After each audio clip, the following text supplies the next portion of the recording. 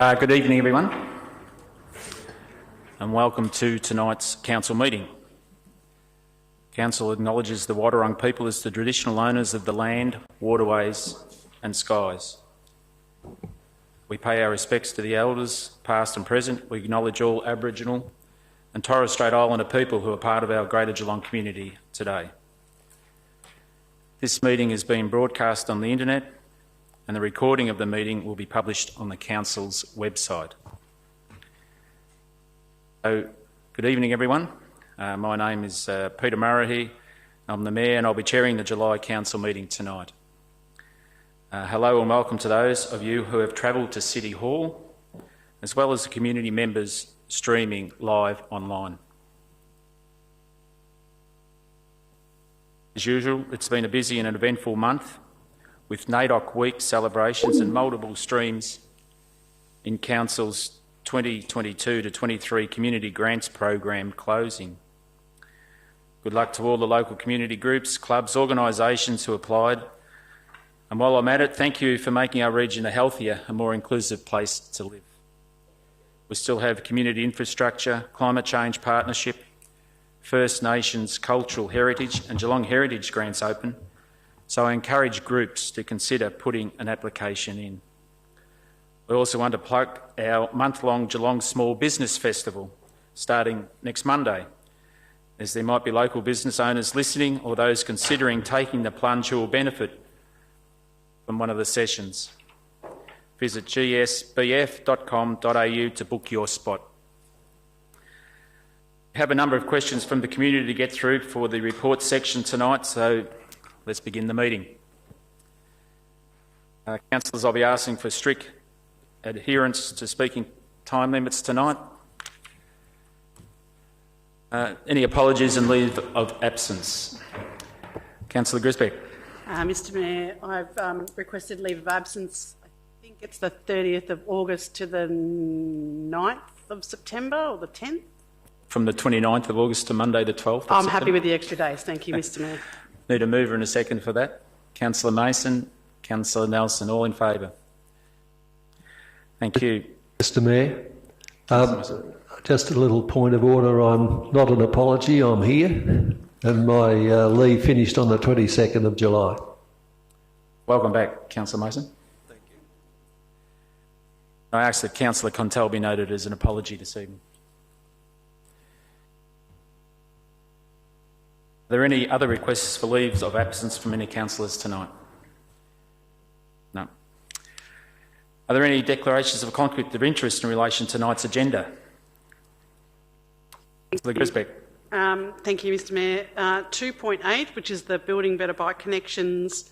I'm employed by the TAC. Thank you. Any other conflicts arise during the meeting, please make them known. Confirmation of minutes. Can I please have a mover and a second to confirm the minutes of the council meeting held on the 28th of June of this year? Need a mover?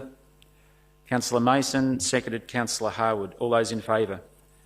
Thank you. Carried. Now have public question and submission time. This agenda item is public question and submission time. It is specifically available for questions and submissions rather than as a forum for discussion.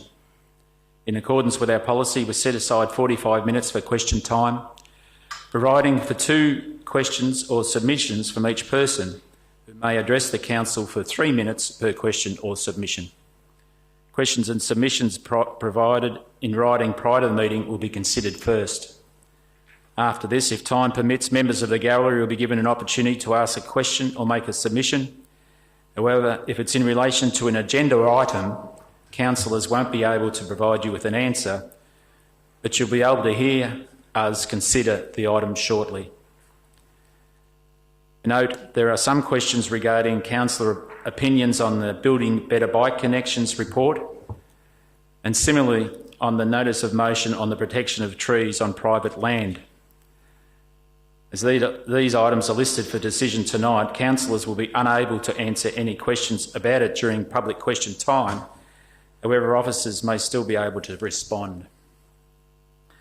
For those who have pre-submitted questions but are not present tonight, responses to your questions have been published on the Council's website and will also be emailed to you. It's also important to note that each councillor has read the questions sent in. For tonight's meeting, we have received 14 pre-submitted questions from 11 community members. Those individuals and their topics of interest are from Zoe, Walter and friends, on behalf of Jasoda, about the permanent home for the Geelong Society of Operatic and Dramatic Arts, Michael Loughnane, the Community Outpost, David Phillips, Sustainability, Vanessa Whittam, the Greater Geelong Planning Scheme, Vicky Perrott, Building Better Bike Connection, Stage 2, Barb Sheehan, Greater Geelong Planning Scheme, Removal of Native Vegetation, Catherine Talbot, 5A Dean Street, Social Housing, Katrina Larissa Izdebeskai, Tree Management, as Vanessa Whittam is the proxy for that as well. Sian Jones, 5A Dean Street, Social Housing, Ingrid Bishop, Building Better Bike Connection, Stage 2, Brendan Hunt, 5A Dean Street, Social Housing, Nova Caddy, Building Better Bike Connection, Stage 2, Nicola Dorr, Building Better Bike Connection, Stage 2, in the Commonwealth Games, Kim Ferguson, 5A Dean Street, Social Housing. So may I have a show of hands of those in the gallery whose names I've just read out?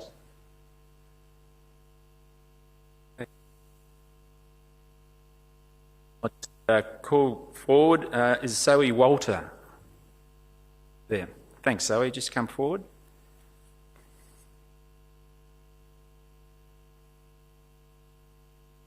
Good evening. Good evening. You can take a seat. So you're Zoe Walters, and you've got a question, Zoe. What's your question? As teenagers involved in the arts, we often feel like sporting groups are much more celebrated and have amazing facilities. The Council Plan 2018 to 2022 has a key priority to incorporate arts and cultural initiatives into infrastructure development to enhance our sense of place. Therefore, can Council please advise if there are any vacant buildings or sites in Geelong that we could access to create a permanent home for our arts group Jasoda, which has been providing high-quality theatre training and producing shows in Geelong for over 70 years. I think so. And your friends, are they the same sort of questions? Do you each want to ask the question? It's all the same, all the same. Yeah. Okay, well, we might, just around to the right is Gareth Smith. Gareth, are you going to respond to that? Thank you, Mayor. Yes, I'll respond on behalf of Director of Community Life. Unfortunately, Robin's unwell tonight, so he's unable to get here.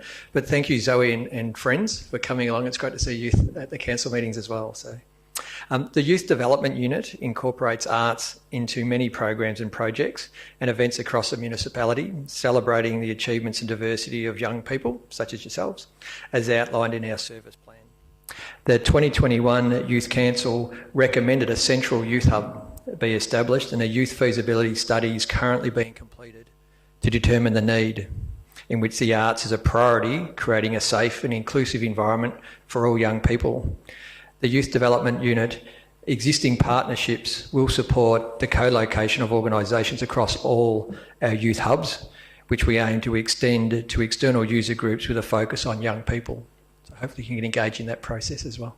Thank you. Thanks, Zoe, and you're right, Jasoda do great work. So thanks for your question, and thanks for your friends for coming in as well. Thank you so much. Thank you. Michael Loughnane.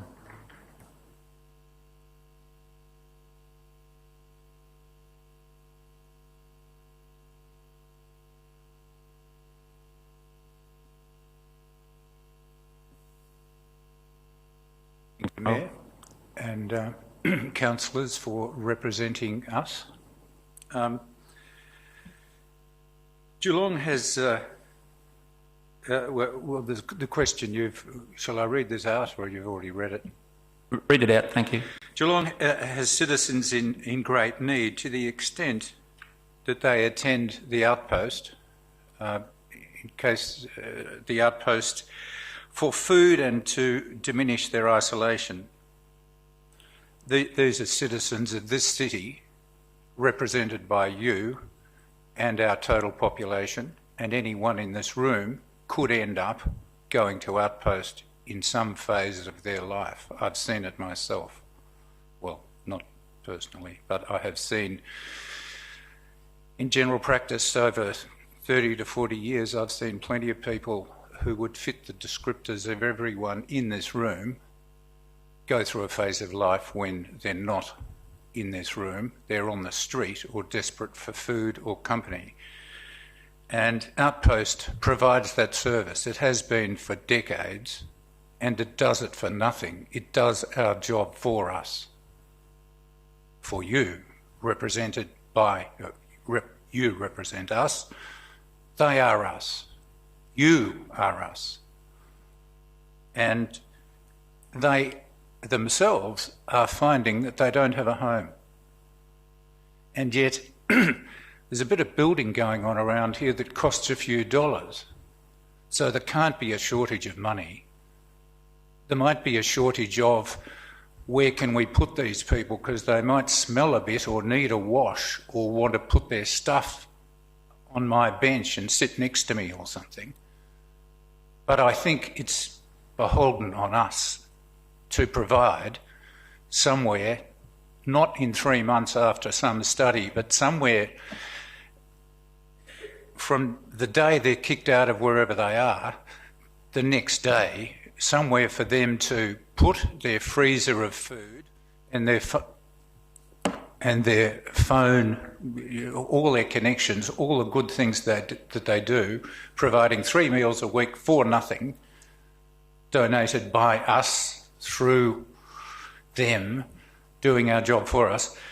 The new building should have space in it for temporary, a few hours times 3 per week to house them, or the garage for the car parks that you people will be using, or your visitors, or the plaza could have a container on it, or there's any number of examples of accommodation that's safe, electrified, warm. Avalon puts umpteen... Michael, have you got a question? The question is, what is your plan to deal with this responsibility that you represent us in? The question is the one before you. Thank you. Now to Travis Kerwood. Travis, you can answer that, thanks. Thanks for the question, Michael. So question 1, I'll just read off the sheet. The city has supported the Outpost service for over 20 years, and during the past 5 years has been working with the committee in the search for alternative options, including city and non-city owned land. The city continues to support the Outpost service in the search for a new location. However, at this stage does not have a suitable location for the Outpost service within the CBD. Officers met with, I'm just ad-libbing a little bit here, Michael. We actually met with the Outpost yesterday to provide them some more guidance and support, and I've got another meeting with them in the next couple of weeks. Until the city has sold the Busport site, the Outpost service is welcome to continue to operate from that site.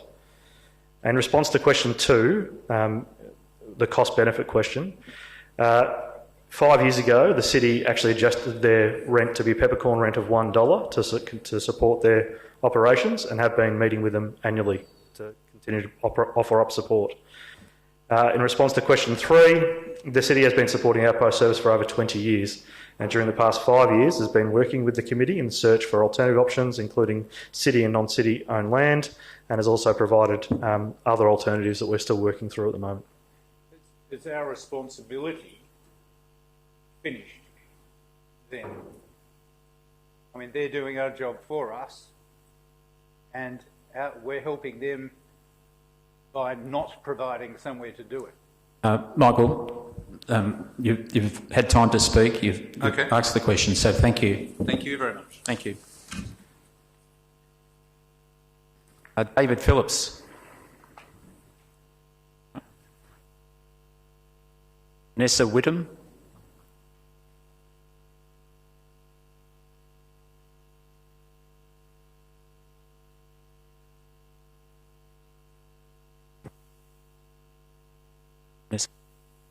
Good evening, Mr Mayor and councillors. My first question. The council meeting agenda includes Councillor Mansfield's proposed motion to require the CEO to allocate resources to provide council with a report regarding lack of protection of trees on private land in Geelong, measures operating in other municipalities and options and processes to pursue for greater protection. We thank Councillor Mansfield for raising the issue. As a first easy and simple step, the Geelong Urban Forest Strategy and Council Tree Management Policy should be included as incorporated documents under the Greater Geelong Planning Scheme, thus giving direction to VCAT on interpretation of the planning scheme. In fact, in answer to a question from Bill Marshall at the council meeting on the 22nd of February 2022 regarding the city's environment strategy 2020 to 2030 and urban forest strategy 2015 to 2025, council stated that the city will amend the Greater Geelong planning scheme as part of our next update to the municipal strategic statement to include these overarching sustainable development goals. This will supplement existing clauses in state sections of the planning scheme, including clause 15021S, which has direction to reduce urban heat island effect by greening urban areas. Council also has a range of objectives promoting best practice for environmental sustainable design in clause 22.71 of the planning scheme. What steps has Council undertaken to date to incorporate these strategies in the Greater Geelong planning scheme?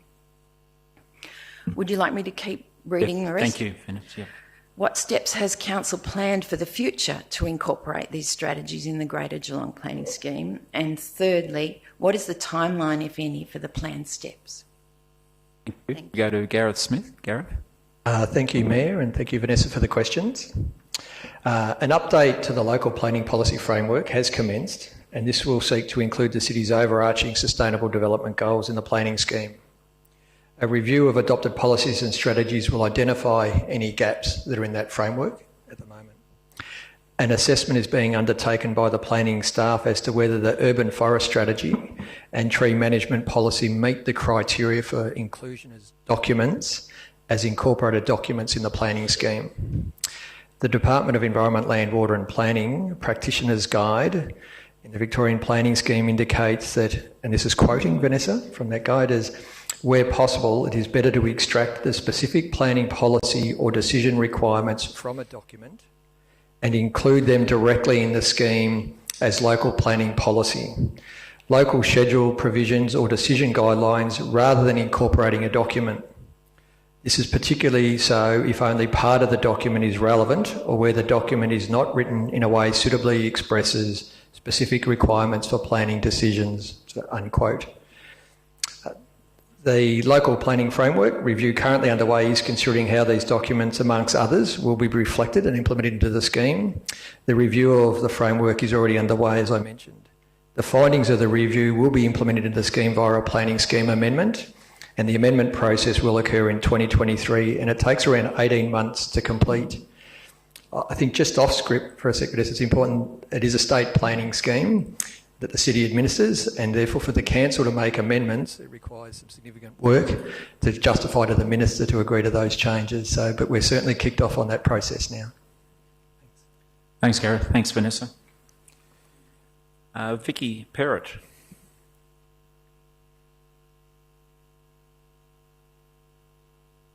Hiya, Vicky.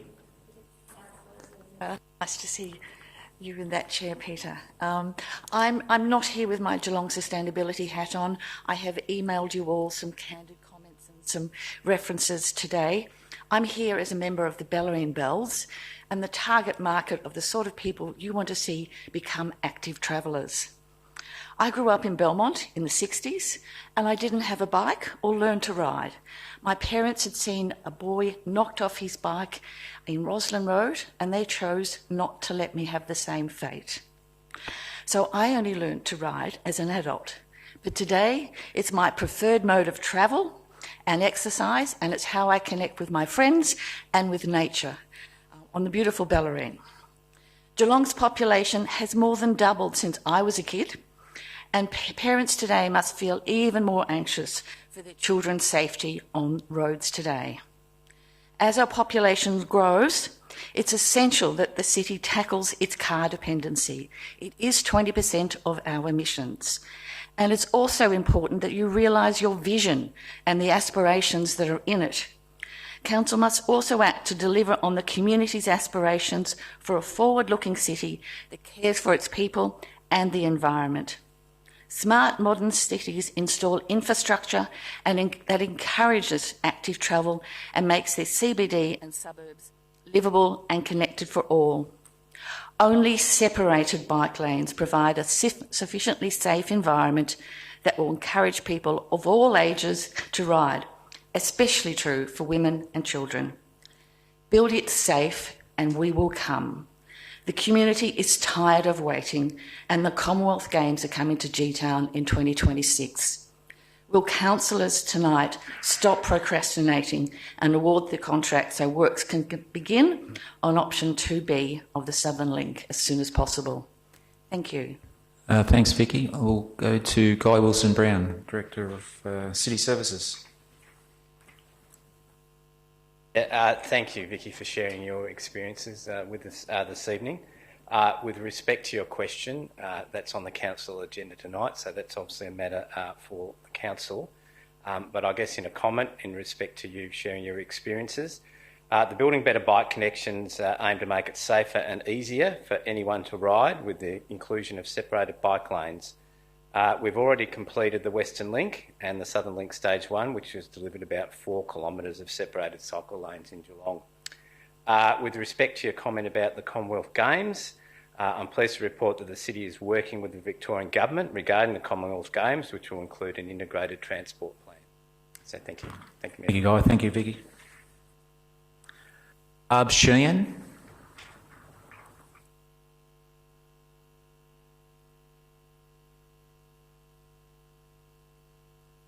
Good evening, Mayor and Councillors. The objective of Clause 12.012S, a state-based clause included in the Geelong Planning Scheme, is to ensure that there is no net loss to biodiversity as a result of the removal, destruction or lopping of native vegetation. The clause enumerates avoidance, minimisation and offset payment as strategies. The instructions on the Council website indicate that an existing vegetation plan is only required if native vegetation is present. We note that even with allowance for exemptions and the varying nature of applications, the submission of an existing vegetation plan in recent planning applications is extremely rare. For example, out of the 23 current planning applications reflected on the Council advertised planning applications page on Saturday, the 23rd of July, none included an existing vegetation plan. Only 3 applications include arboricultural reports which do not address general existing vegetation. What are the processes the Council have in place to determine whether any native vegetation is present on a subject site if applicants are not required to provide an existing vegetation site plan? Yep, thanks. Okay. We congratulate Council on implementing the data exchange database of trees on public land, including street trees. Note, however, that this database does not include trees on private land. How does Council police the removal of native vegetation if it is undocumented on a planning application and not recorded on the tree database? In the Tree Hollows database on the Council Data Exchange, locations of trees with hollows are shown by their geographic location. When a planning application is examined, does Council have a procedure for identifying any trees with habitat tree hollows that have been reported on the subject land? Thanks, Barb. I'll go to Gareth Smith. Thank you, Mayor, and thanks, Barb, for the questions.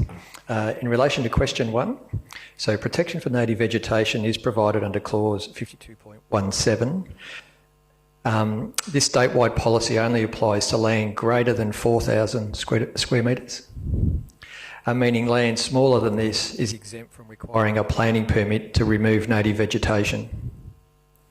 In addition to clause 52.17, other permit requirements for native vegetation policies are outlined in the significant landscape overlays, environment significant overlays and vegetation protection overlays. Where a planning permit application for development requires removal of vegetation, a landscape plan is required to be provided, which ensures compliance with the standards at the clause referred to before.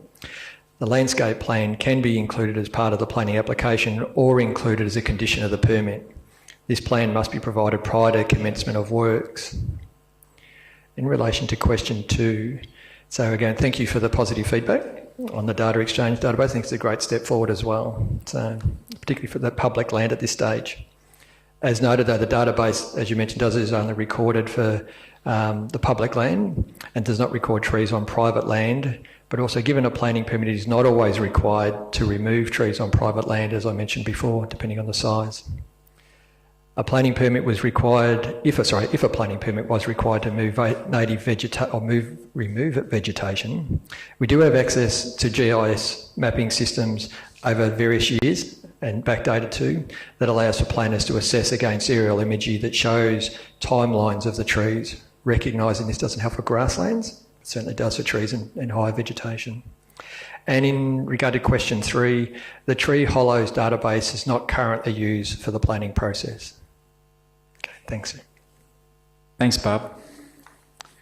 Catherine Talbot.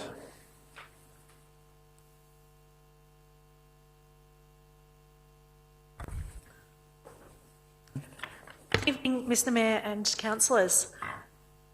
So I'll read all 3 questions out. So during the city's Have Your Say process on the Dean Street site, it was noted in the report that around 80% of people have a connection to the site as they live or own a property near the site are opposed.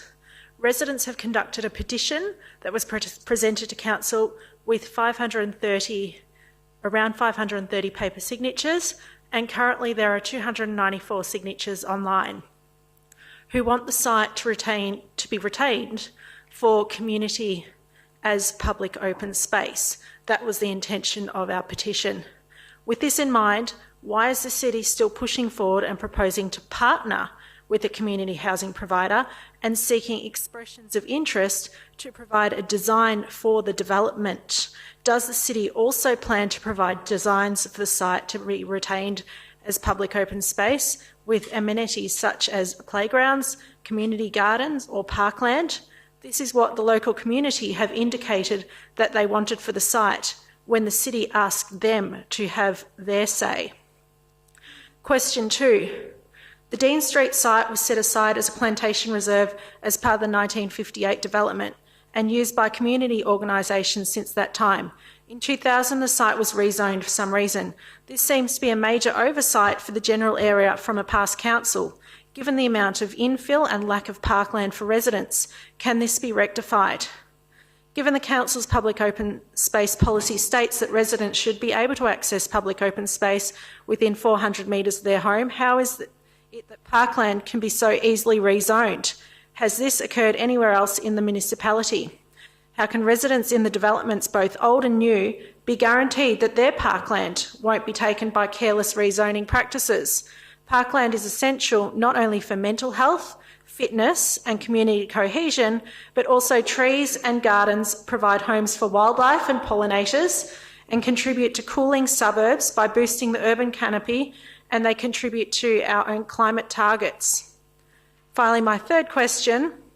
On the Dean Street site, has there been consideration to the small street frontage of the site compared to its total land area? It's a very elongated site. The site is about half the total land area of the 3 identified sites. Can we deduce by this that of the 100 dwellings that are proposed in the council's report, at least 50 or more are being considered for the Dean Street site? How would general traffic access, emergency vehicle access and even basic garbage collection work for 50+ dwellings with such small street frontage onto Dean Street and High Street? End. TLC's emergency gates open onto the site. How will the development impact on the emergency access to the TLC nursing home? For that matter, how would possible emergency evacuation work for the proposed residents on an elongated block with such a small street frontage? Thanks, Catherine. Gareth Smith, Community Life. Thank you, Mayor, and thanks, Catherine, for the questions. Question 1. So the partnership EOI with registered housing providers is part of the city's long-term strategy in scaling up the supply of social and affordable housing for residents in Geelong and to address the lack of social and affordable housing at a municipal level. This partnership is broader than any considerations or proposals for the 3 sites that have been the topic of social housing on council-owned land engagement recently.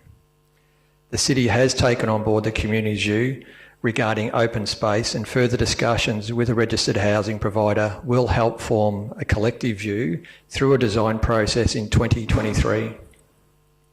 The community will be engaged in this process as views on possible outcomes for the site form. It should be noted that no decision has been made on the future use of 3 sites, and that the City will be seeking further consultation with the community in 2023. For question 2, the new format planning schemes were introduced in Victoria in 2000, and the parcel was rezoned to residential 1 zone in the Greater Geelong planning scheme. Since then, the parcel and surrounding area has been rezoned to the general residential zone. At that time, the site was being used for community purpose and is standard throughout Victoria for land owned by councils for uses such as community halls, libraries, early learning, maternal child health centres, etc., to be applied with the res zone. Any proposal for significant change to land use would include consultation with the community, as is occurring currently with these parcels. And in terms of question 3, there's been no consideration in terms of the number of dwellings on the site, as a design process with relevant stakeholders had not been undertaken.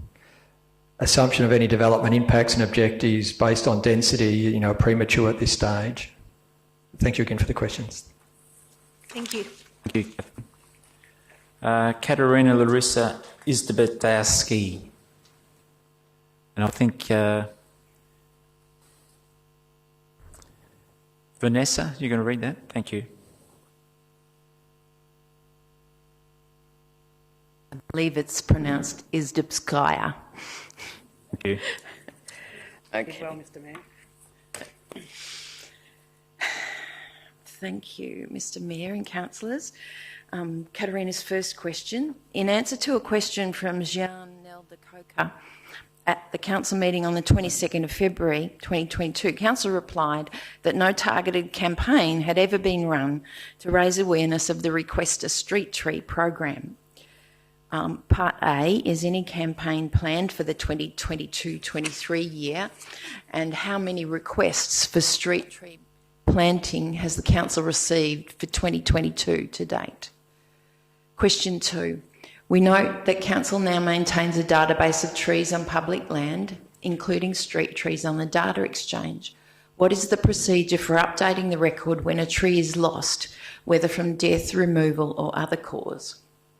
Question 3, does that database enable public reporting of trees removed or lost in the city to ensure that an accurate record of net tree number change is available to council and the public? Thank you. Guy Wilson-Brown.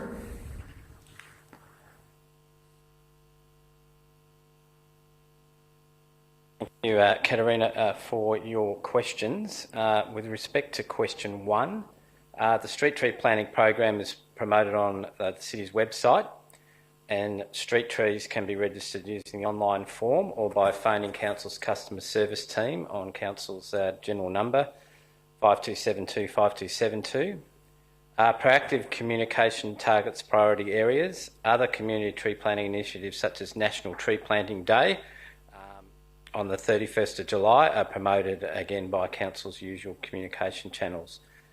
With respect to the number of requests, the city has received 1,038 requests for street tree planting in the 2022 season to date.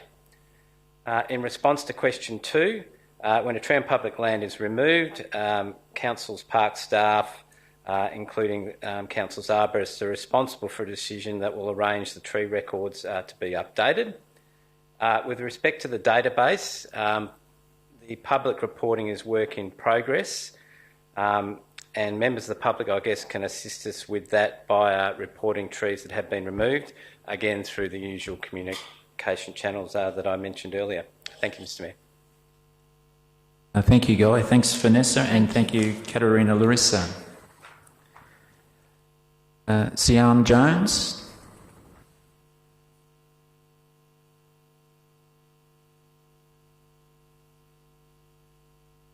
Councillors, just for future reference, because I'm sure I'll be back, it's Shan. Thank you. Right, I get everything. Right, question 1. From community submissions and petitions to date, there is clearly extremely strong opposition from the community to this proposal for Dean Street. How does the council decide whether to proceed with the proposal for 5A Dean Street, and what part does community consultation actually play in any decision? There is a feeling that council is not listening to the community, nor placing enough value on those that this proposal directly impacts both now and into the future. And 2, why are there so few FAQs on the Have You Say webpage in relation to this proposal? There are only 6 questions, presumably selected by council staff, which are not very representative of the many more raised. Question 3, can someone explain how each of these excerpts from the Greater Geelong Planning Scheme might apply to the high density proposal for 5A Dean Street? Excuse me, I didn't bring water. In order for medium and high density housing to be embraced by established communities, it needs to deliver high quality design and achieve a high level of amenity for future residents while being appropriate for the site and neighbourhood. To encourage buildings to maximise the overall intensity of central Geelong, and my mistake, Belmont is not central Geelong, respecting heritage areas and protecting the amenity of public spaces. Also to support residential development where the density, mass and scale is complementary to the location, role and character of the specific IHDA. Thank you, Sian. Thank you. Gareth? Thank you, Mayor, and thanks you, Sian, for the questions. The community feedback identified that many submitters were seeking greater clarity around the proposal. A number of respondents found it hard to support or consider the sites for social housing without the detail around the 3 sites might look. Apologies for this dropping out now and again. To address these concerns, the City is proposing to collaborate a design process in 2023 and will engage with local communities. Once this process is complete, a recommendation for the future use of each of the 3 sites will come before Council for a decision. Until that time, the Council will not have set a position on its preferred future use of these sites. The community housing provider the City engages to examine design options for the 3 sites will consult with the community and will also look at possible alternative uses. In relation to question 2, these questions were very site-specific, linked to the community feedback and related to the engagement question, which was around the level of support for the development of social housing on the sites. I will just add to Shani, if you believe there's some questions that should go on there, we welcome that feedback as well, questions and answers. Question 3, there was a fair bit involved in that one. Sorry, there's a bit of a response here to explain it. So, in order for the medium and high density housing to be embraced by established communities, it needs to deliver high quality design outcomes and achieve a high level of amenity for future residents while being appropriate for the site and neighbourhood. The line is the context at clause 0.20301 that relates to the settlement planning that's been referred to in your question, that is. This statement supports the justification for applying design controls on local planning policy for new developments in other parts of the planning scheme. Policies such as clause 16.01 1L-02 increased housing diversity areas that will apply if there was future residential development on 5A Dean Street. The local policy and general residential zone applying to the site guide the scale and form of the development with limits on building height, setbacks and future character. Encouraging buildings to maximise the overall intensity of central Geelong, respecting the heritage areas and protecting amenity of public spaces. This strategic direction that was referred to only relates to central Geelong, not 5A Dean Street. And then C, support where the relevance around the support residential development where the density, mass and scale are complementary to the location, role and character of the specific IHDA.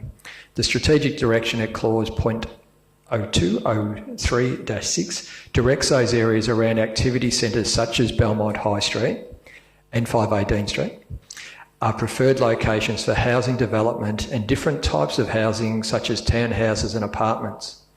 It acknowledges not all increased housing diversity areas are the same and such Belmont High Street can accommodate more development than smaller centres such as a local centre on the Ballerine Peninsula. All applications are assessed on their merits and their compliance with the before referred clause, the general residential zones and res codes applicable to all land. There's a bit in there. Well done. You'll be given the written feedback as well. Thank you, Sean. Thank you very Actually, you much. might stay there, Sean. You're I'm going to read Brendan's. reading a question Yes. out for Brendan Hunt. I am. Thank you. Yeah, thanks, Sean. Cheers. Question 1. Social housing on council-owned land.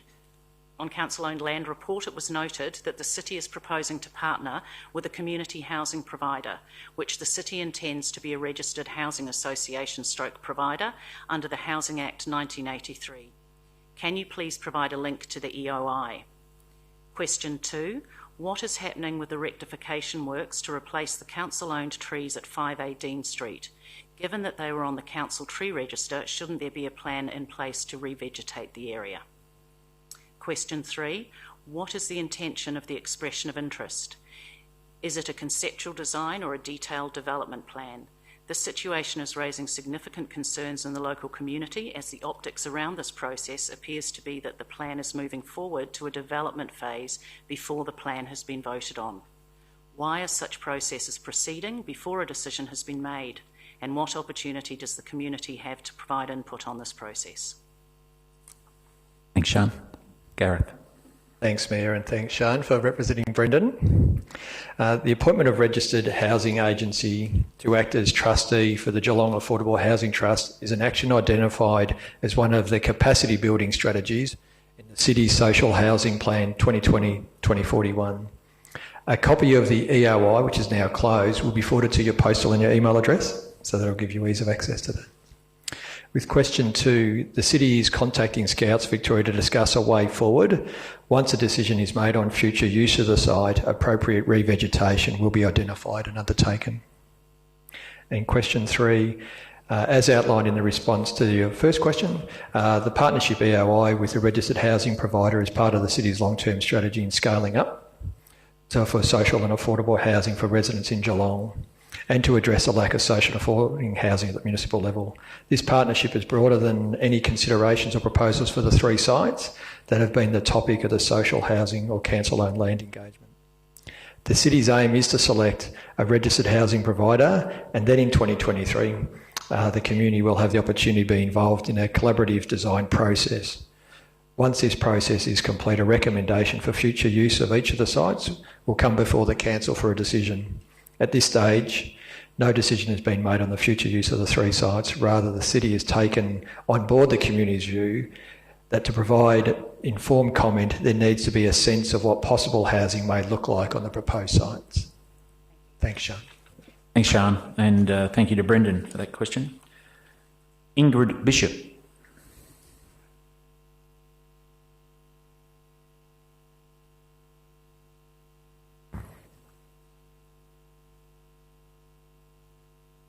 Unfortunately, Ingrid can't be here, so I will be speaking in proxy. Okay, what's your name? Louise Hammer. Thanks, Louise. Okay, so question 1. Can the City of Greater Geelong engineers explain how much distance people parking in the on-street car parking spots will have to open their car door and exit the car safely into both the traffic on High Street for the driver and the bike lane for the passenger? Specifically, we are seeing a lot of young families shopping on High Street, and they often need to remove prams and unload babies and children. How will this be done safely when there are cars constantly driving very closely to the parked car on one side and cyclists riding at a fast pace on the other? Question 2. Can the City of Greater Geelong also explain how TAC and COG have properly addressed bike safety considerations for cyclists where parked car passenger doors are being opened straight into a bike lane where a cyclist can ride straight into it, flipping the bike and sending a cyclist flying at risk of great injury or even death due to impact with a pole, pedestrian, shop front wall or ground? Question 3. When voting tonight on awarding the contract for the Building Better Bike Connections Stage 2 South project, can Council please consider that Belmont traders and the general community alike seek thoughtful and considered investment into improvement of High Street streetscape that is inclusive of people with disabilities and young families. We welcome a dedicated bikeway as part of this. However, ask that planning is done with the community to ensure the safest possible outcomes for all of the community, that takes into account accessibility issues for the vision impaired and people using mobility aids, as well as families with young children and babies in prams. We respectfully ask that you approve the tender for option 1 and not 2B to allow stage 2 of the Building Better Bikeways to be implemented while planning for comprehensive engagement for much needed improvement to the road and footpaths in the High Street shopping precinct can take place that can include a dedicated bike path in the future.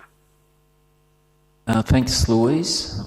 Guy Wilson-Brown will answer that.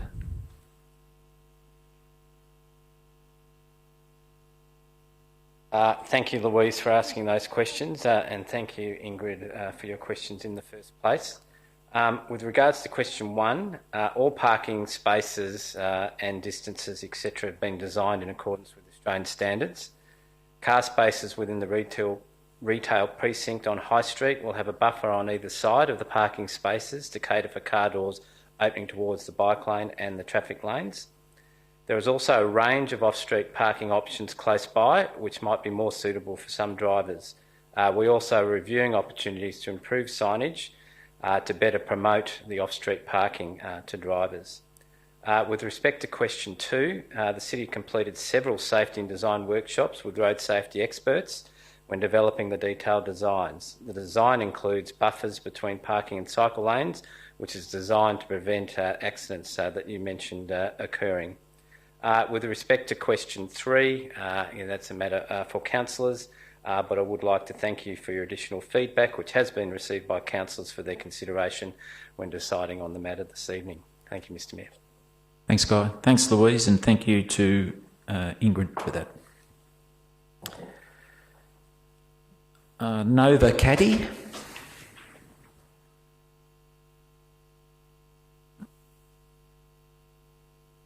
Nicola Dore.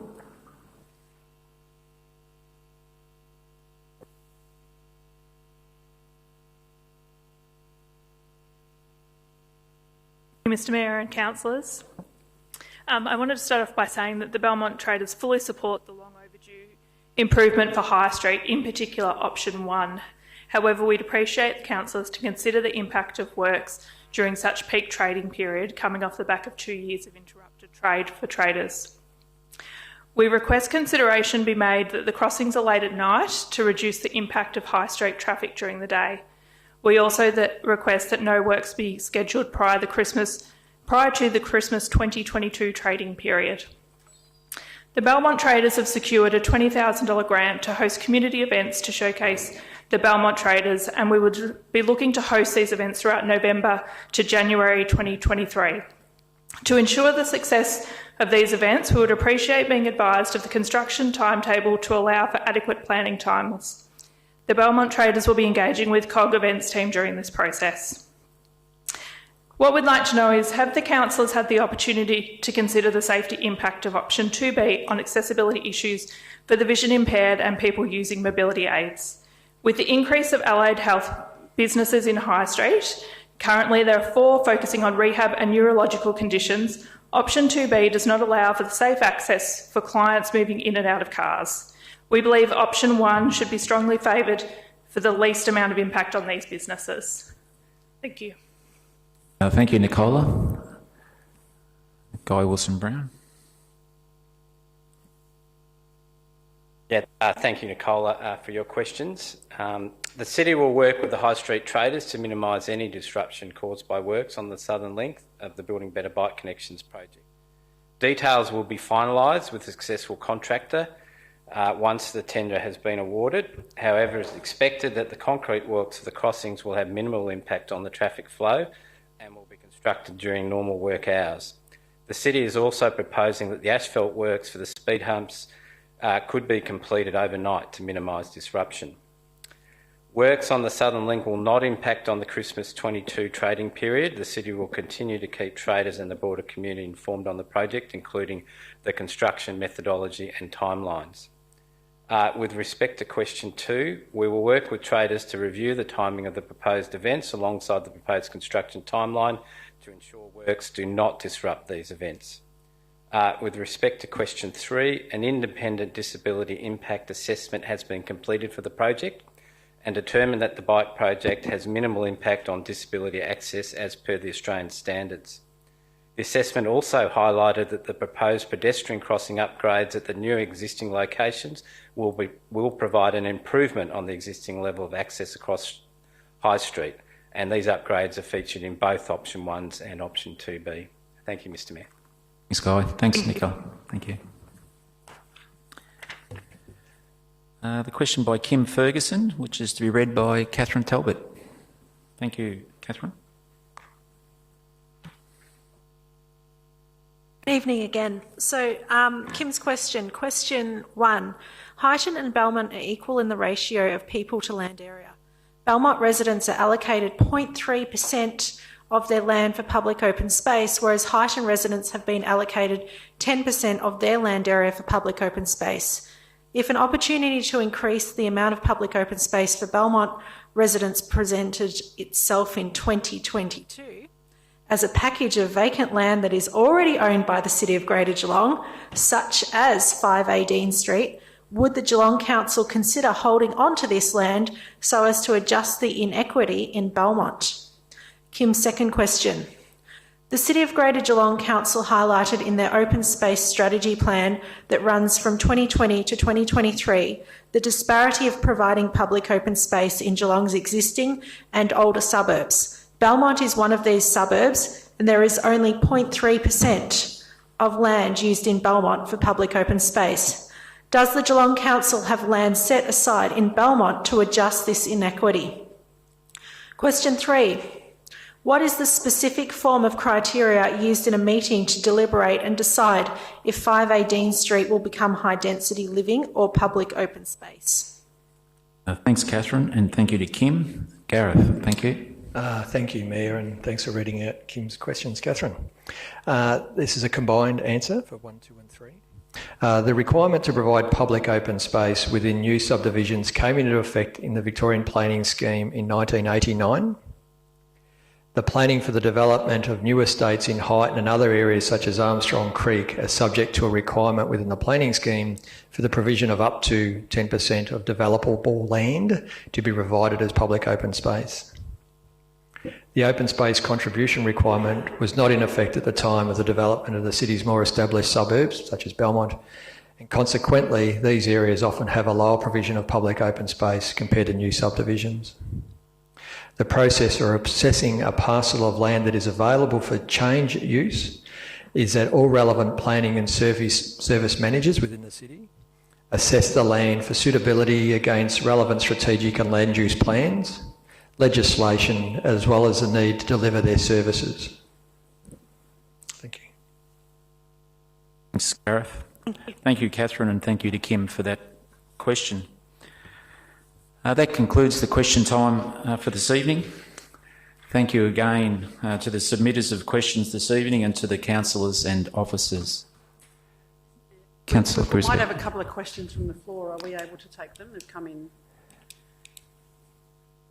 How many more questions are there from the floor? 2. 3. All right, we'll start at the front. Just come forward, sir. Good evening, everyone. Mayor, councillors, my name is Brendan Chavass. I'm the General Manager for the Lara Sporting Club. The question is in relation to the gambling harm minimisation policy that's been voted on tonight. One, were the clubs that were consulted in this informed of tonight's vote? Because my understanding is we weren't. And 2, some of the phrasing in section 2.11 discusses fundraising. The concern of the clubs in the Geelong region is that this policy, if voted ahead, will stop community clubs from having access to grants to raise, to organise fundraising events. The question is, I guess, effectively, that terminology, fundraising, does that limit clubs' abilities to obtain grants? Thank you for your question. Which director is going to direct that to? I might take that on notice. Look, thanks for your question. You will get an answer to that. We'll take that on notice and get back to you. So, Thank you, Mr. Mayor. thank you. Sir?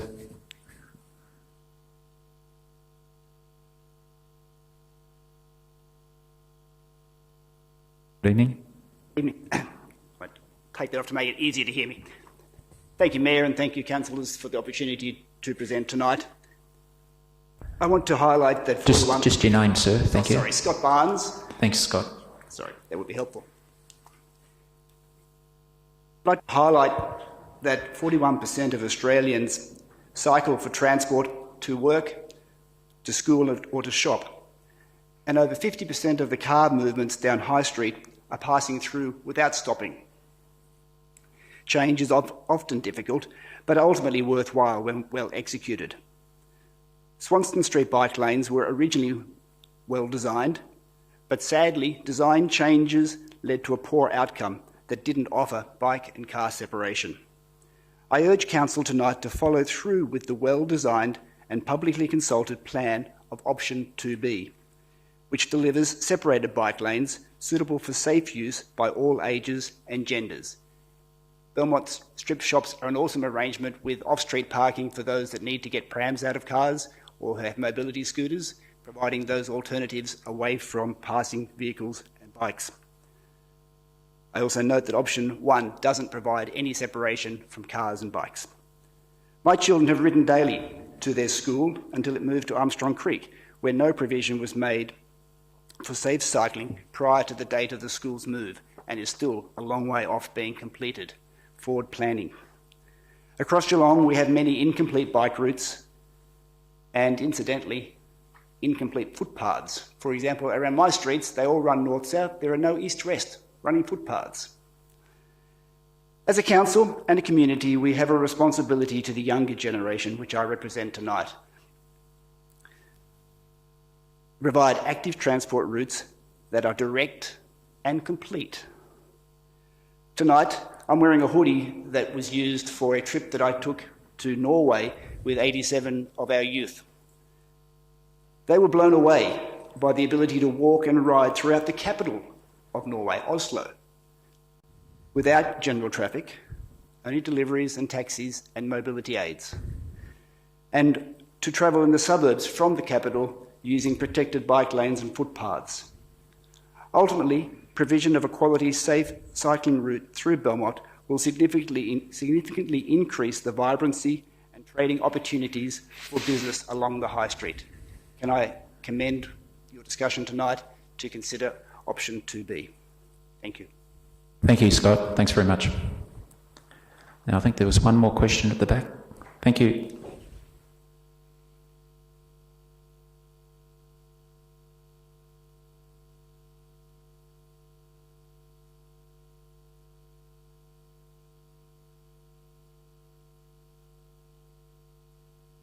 Mayor, councillors, can you hear me?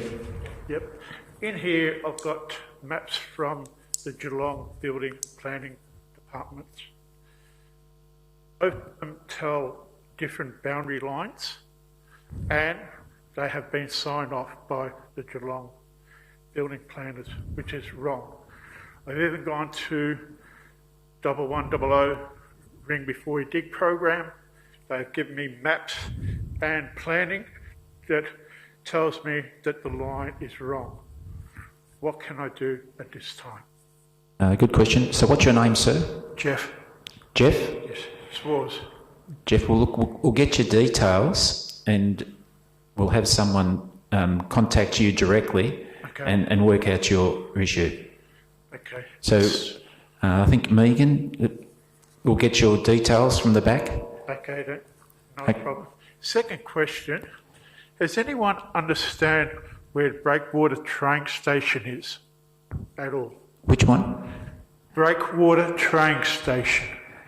There used to be a landing there, which is near the Geelong Racecourse. There's a landing, I think that's called the Breakwater. That's correct, sir. And the Geelong World War I families and diggers and the Geelong Racecourse had bought that in 1910. And then at this time, plus the 40 acres that I had a look at the title when I went to Lonsdale Street in Melbourne, said, well, what can I do? They said it is up to the Geelong Council to see what they can do for this station that is connected to the Warning Ponds train station to open up so that the people in Breakwater Station and in St Albans Park, instead of paying a $30 one way or $60 return to our beloved Geelong Centre, because transport is a big problem in this area. I would like to see the Mayor and the councillors to have a really good look at this point of view and see if there is a chance that of the 40 acres plus the station to be reopened for these people in this area so they have got better transport, and that's all I can say. You make a very good point, and it has been in discussions with the lines between South Geelong and Warren Ponds, dual lines, so we keep our fingers crossed that the state government might be listening to what you say. In this other copy, I have got all the information that you can get off a Winky link on the internet, if any of you would like to have a look at it and see that the actual station was made volunteering by the World War I diggers. Yeah, no, thank you very much. It is, the remnants of it are still there, so it can be restored. If you could just give your details to Megan at the back, and thanks very much for your attendance. Thank you. Thank you. Last one.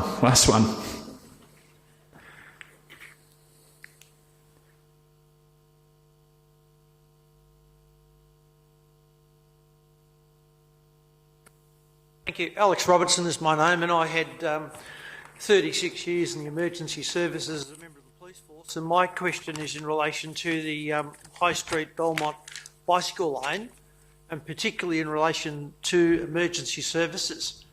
The concern I've got is that Mirrabel Street is the main access road for emergency services to get into Geelong and out to Belmont, and with the traffic flow at the moment, particularly with the Mirrabel Street Bridge, it is impossible for ambulances and fire trucks in particular to get through that bridge in peak traffic times, and now with the extra traffic that's morning and afternoon. Police cars and ambulances also have enormous problems during the day to get through the Belmont shopping strip because of all of the car parks and where the transport vehicles enter and leave the shopping centres to deliver their goods.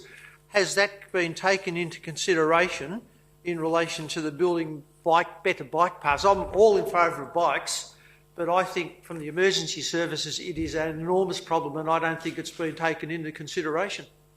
Thank you very much for your question. We'll take that on notice as well. It's whether it's been taken into account for emergency services vehicles in High Street. Thank you very much. 1 minute for an ambulance for a heart attack is life or death time, and the same for the fire service. And that's the issue. It's time critical. Couldn't agree with you more. If you just provide your details to Megan at the back, she'll come to you. Sure. And thanks very much. Thank you. That concludes question time. So thank you again for the submitters of the questions this evening and to the officers. We now move to petitions, and I believe we have one petition to be tabled this evening. Councillor Mansfield. Thank you, Mayor Murray. I'm tabling this petition. Originally, Councillor Contell had intended to table this one, but obviously he's unable to be here this evening, so I'll table this one on his behalf. It's a petition that has been submitted it's been signed by 360 residents requesting free limited time parking on a section of Moorabool Street, just in front of a couple of local businesses, Just Spice and Oz Fruit and Vegetables. The basis of their request is that it would allow ease of access for elderly or individuals with children, and that finding space within the city or close to the store is currently difficult. So I'll table this petition with those signatures attached. That petition is tabled. Thank you, Councillor Mansfield. Now move on to section B, reports. And the first report is for the Youth Council second report, 2022, and which is to be delivered by the Deputy Junior Mayor, Angel Mackay. Angel, please come forward to present the report to Council. Thank you.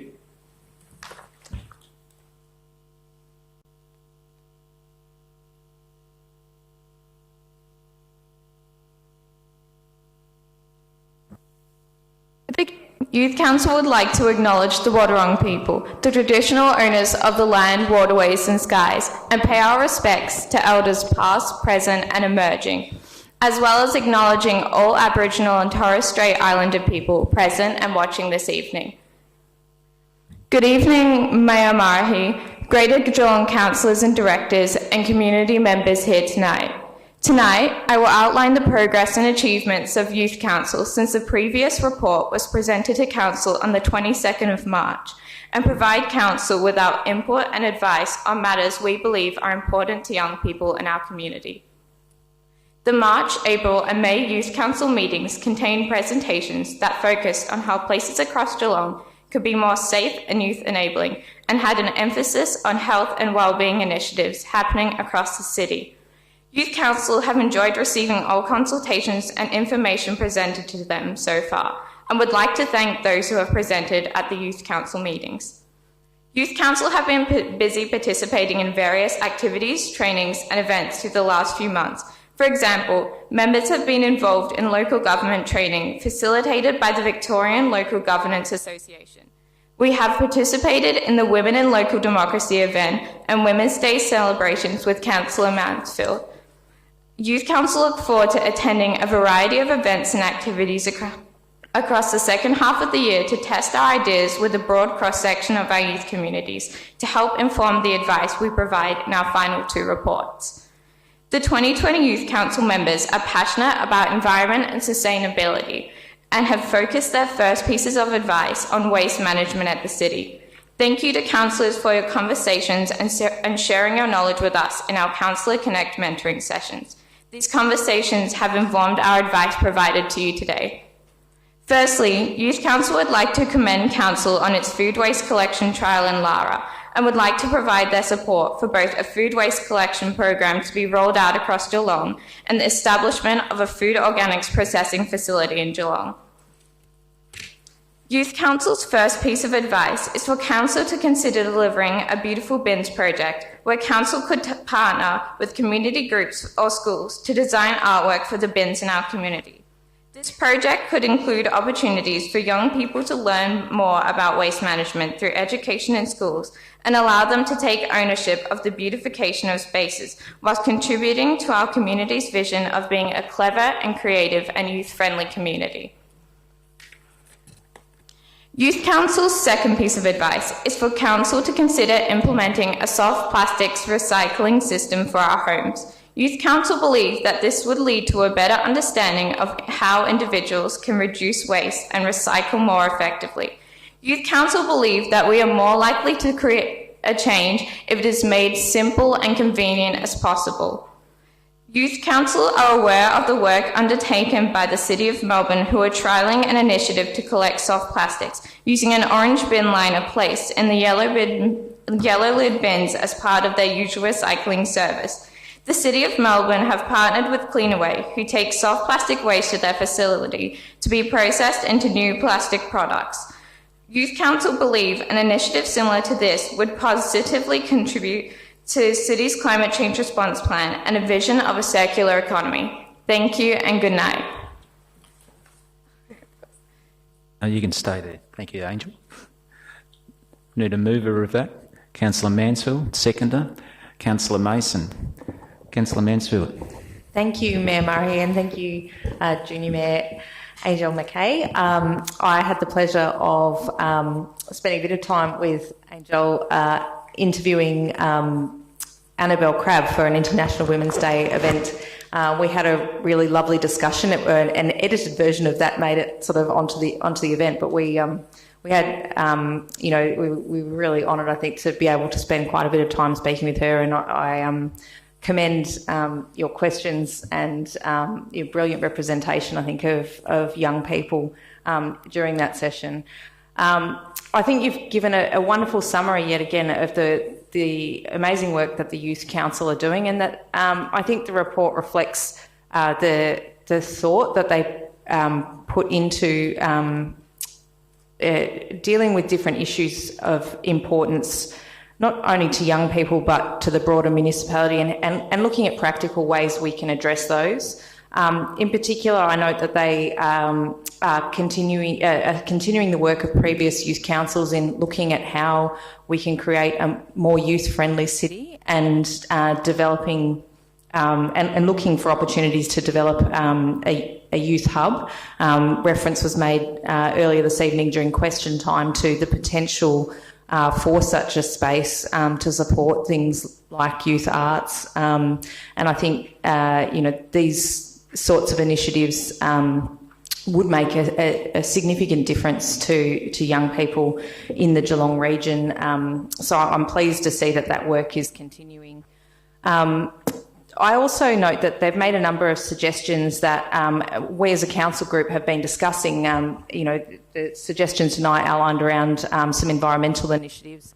Those of us who are involved in the relevant portfolios have asked that be put on our agendas to explore in future meetings, but we have also discussed the broader issue of ensuring we capture the feedback provided by our youth council and have a mechanism to follow up on that and provide feedback to the youth council as well about what we are doing on the different issues that they raise, so it doesn't just become a report to council and we all think it sounds great and we move on from there, but we actually follow up on the advice and suggestions that are provided. So that is something we are actively looking at.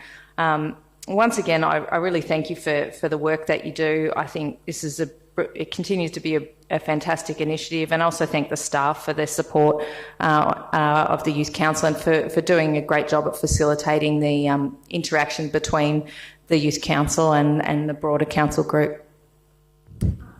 Before I leave, I'd like to thank Council for the opportunity for Youth Council to exist in the first place, as well as your continued support in all of our endeavours, and we look forward to hearing from you guys. Thanks. Thank you. Stay there, Angela. Yeah, we're not finished yet. Councillor Mason.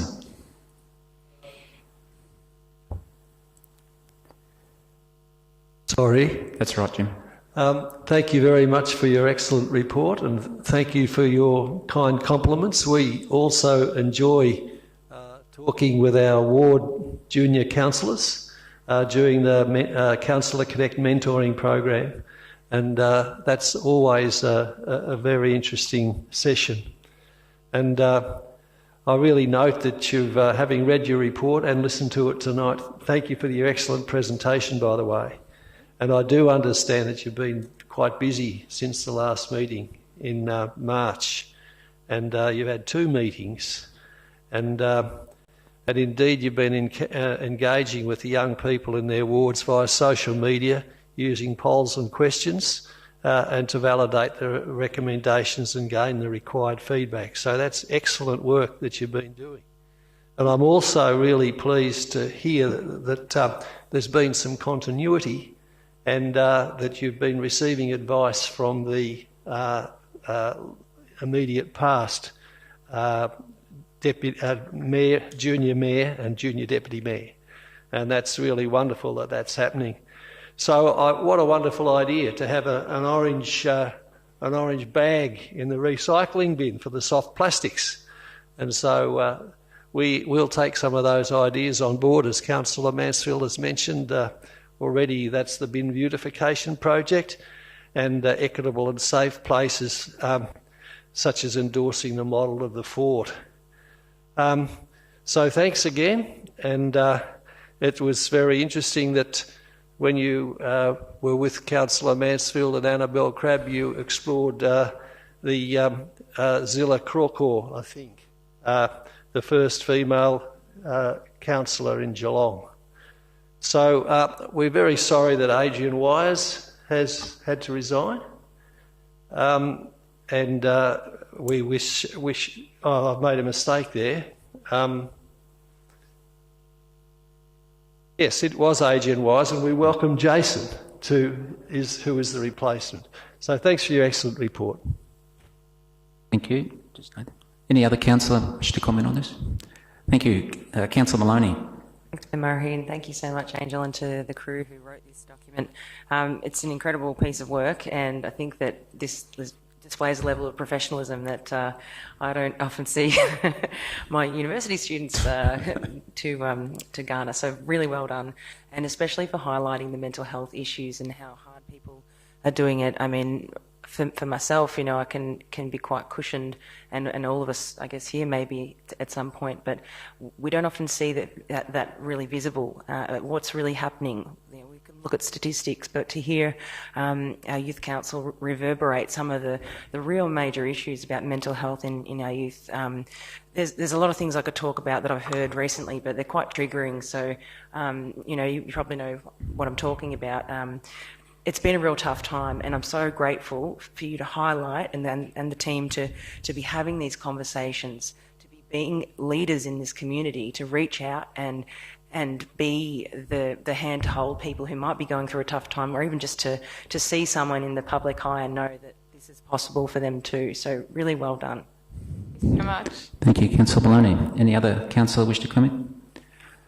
I just will that I saw the interview online with Annabelle Crabb and yourself and Councillor Mansfield, and it was extraordinary. I thought it was great viewing, and I thought how fortunate the youth of Geelong are to have you as representing them. So that's all I wanted to say. It was one of those moments, I think, when you're watching, you just saw how great it was and how great this youth council has become. So we're very fortunate indeed. So back to you, Councillor Mansfield. Nothing further to add, Mayor Murray. Thank you. Now, you've just got to repeat after me. All those in favour? All those in favour? All those against? All those against? Say carried. Say carried. Carried. Carried. Well done. Thank you, everyone. Thank you. Give her another clap.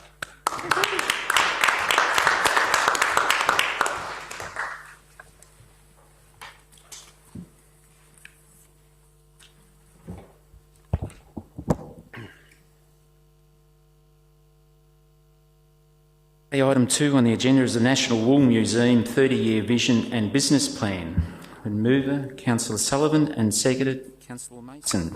Councillor Sullivan. Thank you, Mayor Murray. Item 2 on the agenda tonight is for the National Wool Museum 30-year vision and business plan. So we have a recommendation before us which will endorse the 30-year vision and plan as detailed in the report, and support the development of a business case subject to future funding to fully scope and cost the investment required for the reinvigorated National Wool Museum and Council's collection storage needs. Now, it's no secret that we have a fantastic museum in the National Wool Museum. I imagine most people here would have been through its doors at one stage or another. Whilst initially a museum dedicated to the colonial history of Geelong from wool onwards in the early days, it has since expanded into so many other areas, and indeed has become a national multi-award winning venue for some of the displays that go on there. This is very much looking towards the future, as we said, a 30-year vision of what we want this museum to fully become, because we have the capacity to be much more than wool, textiles and fibres. The proposed new vision is informed by 10 years of research, benchmarking, asset audits and internal council and external community engagements, multiple reviews and assessments as well. And we've had a lot of work's gone into this, internally and externally. We have independent external factors come in and have a look at us and say, look, this has such potential. And the net benefit it could deliver is up to $72 million into the region over this 30-year period. We're going through such a a time of growth in our arts and culture sector in Geelong. With the Geelong Arts Centre across the road, the Geelong Gallery is pumping up. The Wool Museum is ready to take its next leap in life, as we have, as well as a multi-arts facility down the Ballerine. Arts and culture truly develops when a city gets to a size, and it's what takes us to the next level, creates a heartbeat. So right here we have a fantastic proposal to endorse this vision. I cannot understate or overstate just the amount of workload that's gone into this by the Arts and Culture Department. They've done a fantastic job in this. There's been a lot of work, a lot of updates, a lot of council and community input in this, so the team have done an amazing job. And as the chair of Arts and Culture portfolios for a couple of years now, I'm so impressed with what we have before us right now, because we have the opportunity to really leave a mark, really create, Geelong's museum. And there's so much in Geelong that needs to be displayed from our entire history, from now back to tens, hundreds, thousands of years. It's all one story, it's all one journey. And there's so many items, even the Ford, museums, cars, everything. There's just so much that needs to be on here, and there's so much that needs to be protected. But this is its part right here, and I'm happy to move the recommendation, Mr. Mayor. Thank you, Councillor Sullivan. Councillor Mason. Thank you, Mayor Marahi, and I fully endorse and try and reinforce Councillor Sullivan's words, and I too congratulate the staff and community in the work that's been done for this. I'm certainly excited by this vision and the business plan that's being proposed. And certainly in 1988, almost 30 years ago, it was then an energetic and creative vision. But it does need updating now. We need another 30-year vision now, which will showcase the depth of our culture and history, and which will encompass a much broader spectrum beyond that of the wool industry. And we are aware of the truth in the saying that Australia developed on the sheep's back. But this really has now morphed into a much more complex and interdependent economy. We have over the last 50 years also learned a lot more about the environment, the traditional custodians of country, and how all this provides a much more intricate web of interdependence, one which in a sustainable society, there is a much more complex matrix which must be better understood. So the museum 30-year vision will provide a new foundation for reflection of our history, everyone's place in it, and how we may build together our future. So I'm pleased to have participated in the development of this vision in collaboration with the many community groups and other stakeholders and our dedicated staff. The proposed new vision, as Councillor Sullivan said, is informed by 10 years of research, benchmarking, asset audits, internal council and external community engagements, reviews and facility assessments. An analysis shows that the proposed expanded vision could deliver up to $72 million to the region over this 32-year period. The museum's current collection of wool-related items comprises more than 8,200 objects of state, national and international significance, valued at over $8 million. And the expanded museum would become the home of a council's much larger art and heritage collection comprising approximately 20,000 items valued at over $20 million. Thank you, Mr. Mayor. Thank you, Councillor Mason. Any other councillor? Councillor Aiken. Thank you very much, Mr. Mayor. Look, it's actually, I'm going through a grieving process with this particular report and the last sort of 8 to 9 months of discussions in this particular process, because this is actually a significant decision of council that council's making tonight. What we're doing is we're potentially adopting a vision which means the death of the existing National Museum, and it's actually sad because I still have great memories from 1988 when the Queen came to Geelong. She wore a beautiful and very memorable green velvet outfit and hat, and she opened the National Wool Museum to international and national acclaim. And I had so much joy as a young 18-year-old watching this sort of experience. And why was the Queen able to come and open this facility? Because it was very significant what we were doing. We were recognising our history in Geelong, of colonial times in particular, and the importance that wool played in our community and also the broader community in Geelong and Australia for that matter, which is why it was called the National Wool Museum. So this report tonight actually is sad for me because essentially it's the process of killing off the National Wool Museum.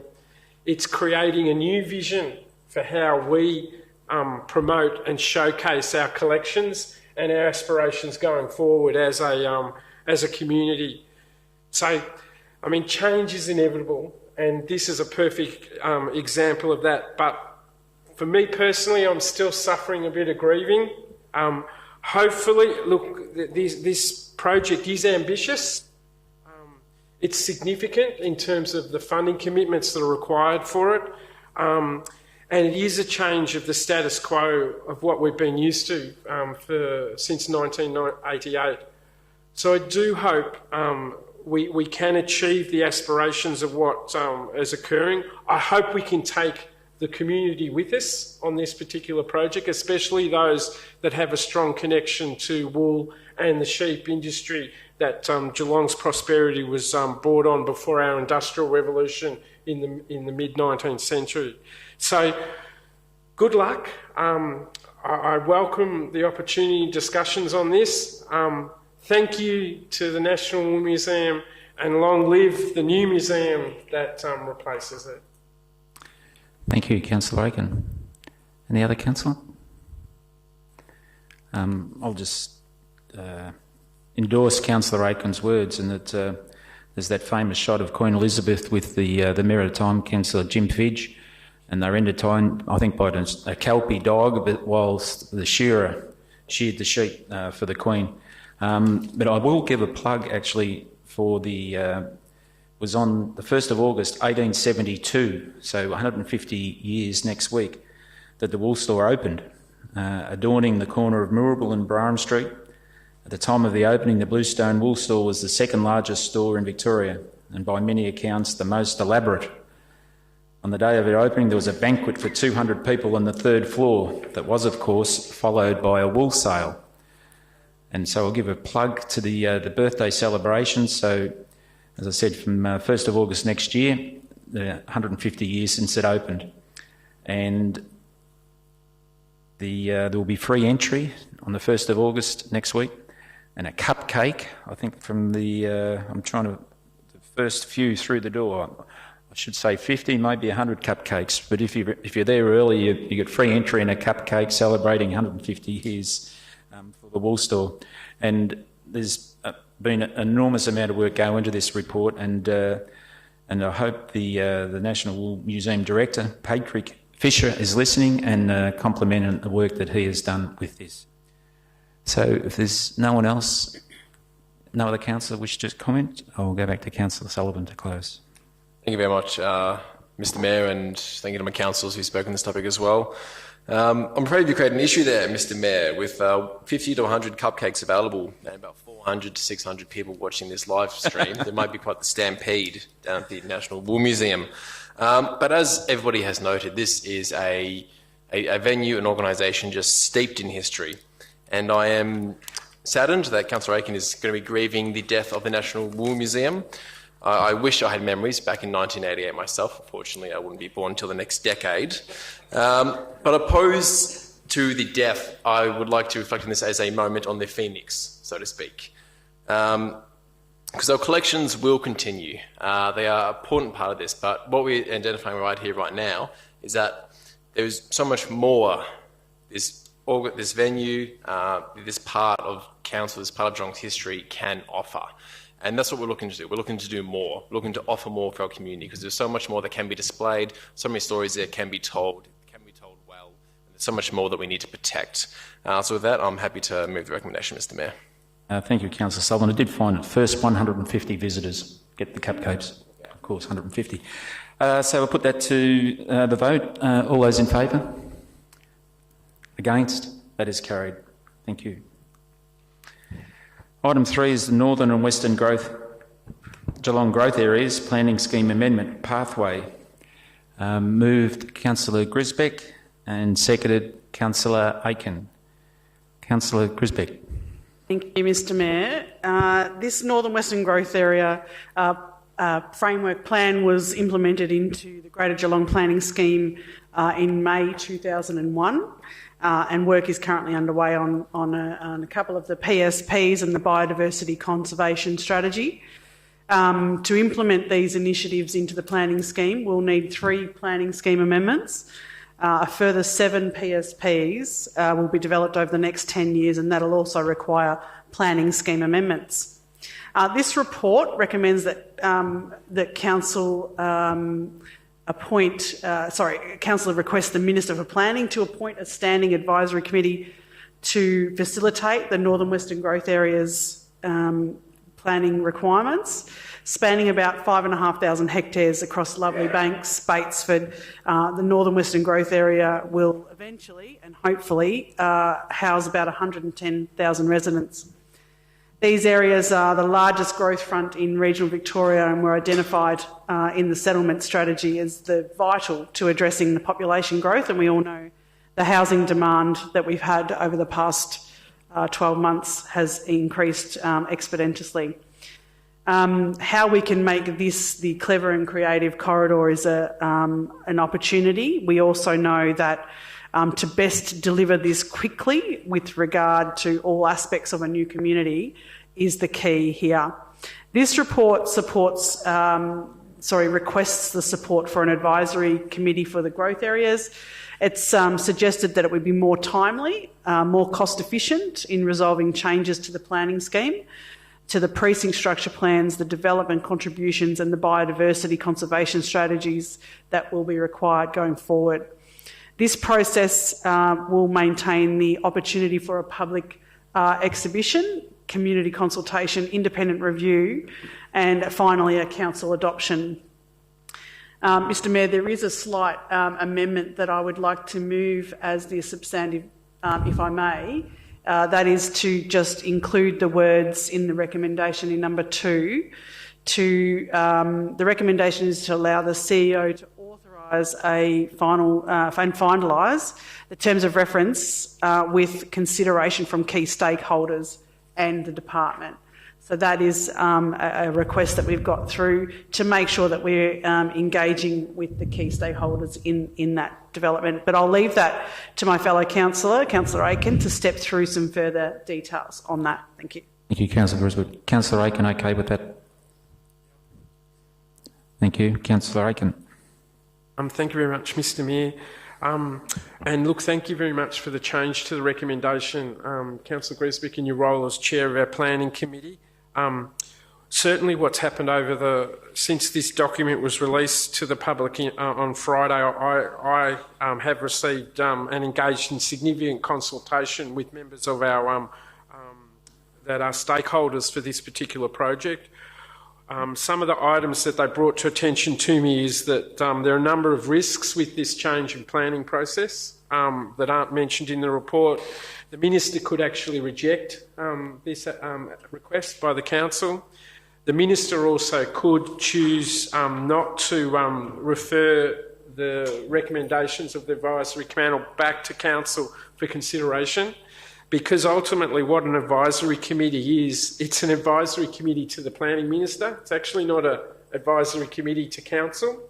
So there's a number of risks that aren't written in this report that we have to consider as Council, because essentially what we are doing, we are passing over our planning responsibilities in a strategic sense for this document, for this area, to an advisory committee of the Minister for Planning. And what I've certainly learnt in the last 4 days is that we have to change our attitude about consultation as a council. Our strategic planning unit hasn't consulted well enough with the key stakeholders, and some of the other feedback that I've received is that there's no timelines in the report. So the report talks about fast-tracking processes, improving processes, but there's no accountability in the report in terms of what timeframes. And other feedback that I've received is that there's concerns about the terms of reference because it doesn't commit council to referring all submitters to the advisory panel during the planning process that we have. So I think that the broad commitment and discussions that I've been involved in is that the key stakeholders to the northern and western growth area are saying they welcome that council is prepared to change the process that it's had up until this point of time. However, council does need to learn to consult more, and that's what these words in item number 2 are, to actually have a little bit more consultation to improve this process and to make sure that it actually does deliver what the council is attempting to do, which really is to elevate that the northern and western growth zone is the most significant state planning area and zoning that we have in Geelong. And as a consequence, we should be using all external opportunities that we have. One that is missing is actually the Victorian Planning Authority. And the Victorian Planning Authority has a clear legislative responsibility to actually ensure that we meet our lot sizes and urban growth requirements that we have in Victoria, and ultimately up to 15 years of land supply. And they have a much more strategic and a much more commercial lens over these type of planning requirements than what planners at local government level do as well too. So I welcome as well too that we are prepared to change our processes, but I do think that we've got to learn that we've got to consult more before we actually put these propositions before us as from the planning and strategic planning section of council. Thank you, Councillor Aiken. Any other councillor wish to comment on this? Back to you, Councillor Grisbeck, to close. Thank you, Mr Mayor. I think what we're asking of the CEO in this amendment is when you're finalising the terms of reference, please take into account the key stakeholders' feedback. We want to ensure that we are making this process in the consultation with all the stakeholders' views. We want to get this fast-tracked and we want the advisory panel to hear all the submissions and I think some report back to the council on the key timelines on how and when this will be delivered. So I commend this motion to my fellow councillors for their support. Thank you. Thank you. Put this to the vote. All in favour? Against? That is carried. Item 4 is the endorsement of the Surfco Statement of Planning Policy. Moved Councillor Grisbeck, seconded Councillor Harwood. Councillor Grisbeck. Thank you, Mr Mayor. This report is the recommended for us to endorse the Surfco's distinctive area and landscape statement of planning policy and write to the Minister of Planning seeking further detail on its implementation. Parts of the Surf Coast and the city were declared state significance distinctive area and landscapes by the government in September 2019, which is to permanently protect the area from overdevelopment and preserve its unique environment, landscape and lifestyle. The declared area does include some areas, a small area of Brimley, the city's boundary at Mount Deneen Road, and taking up Mount Deneen Road up to sort of the Armstrong Creek urban growth boundary. So this declaration triggered a preparation of a statement of planning policy, which includes a 50-year vision for the policy and how the vision will be achieved. We know that there has been significant community pushback and consultation in relation to this. So I think separately we want to make sure that the protection of the coastal areas and the management of the green breaks between townships, and as part of the process, you know, as I said, we received several submissions from the residents in Armstrong Creek and Mount Deneen. So we'll work through that and we'll make sure our letter to the Minister is very clear, and we will ask some further questions as our community has asked us to.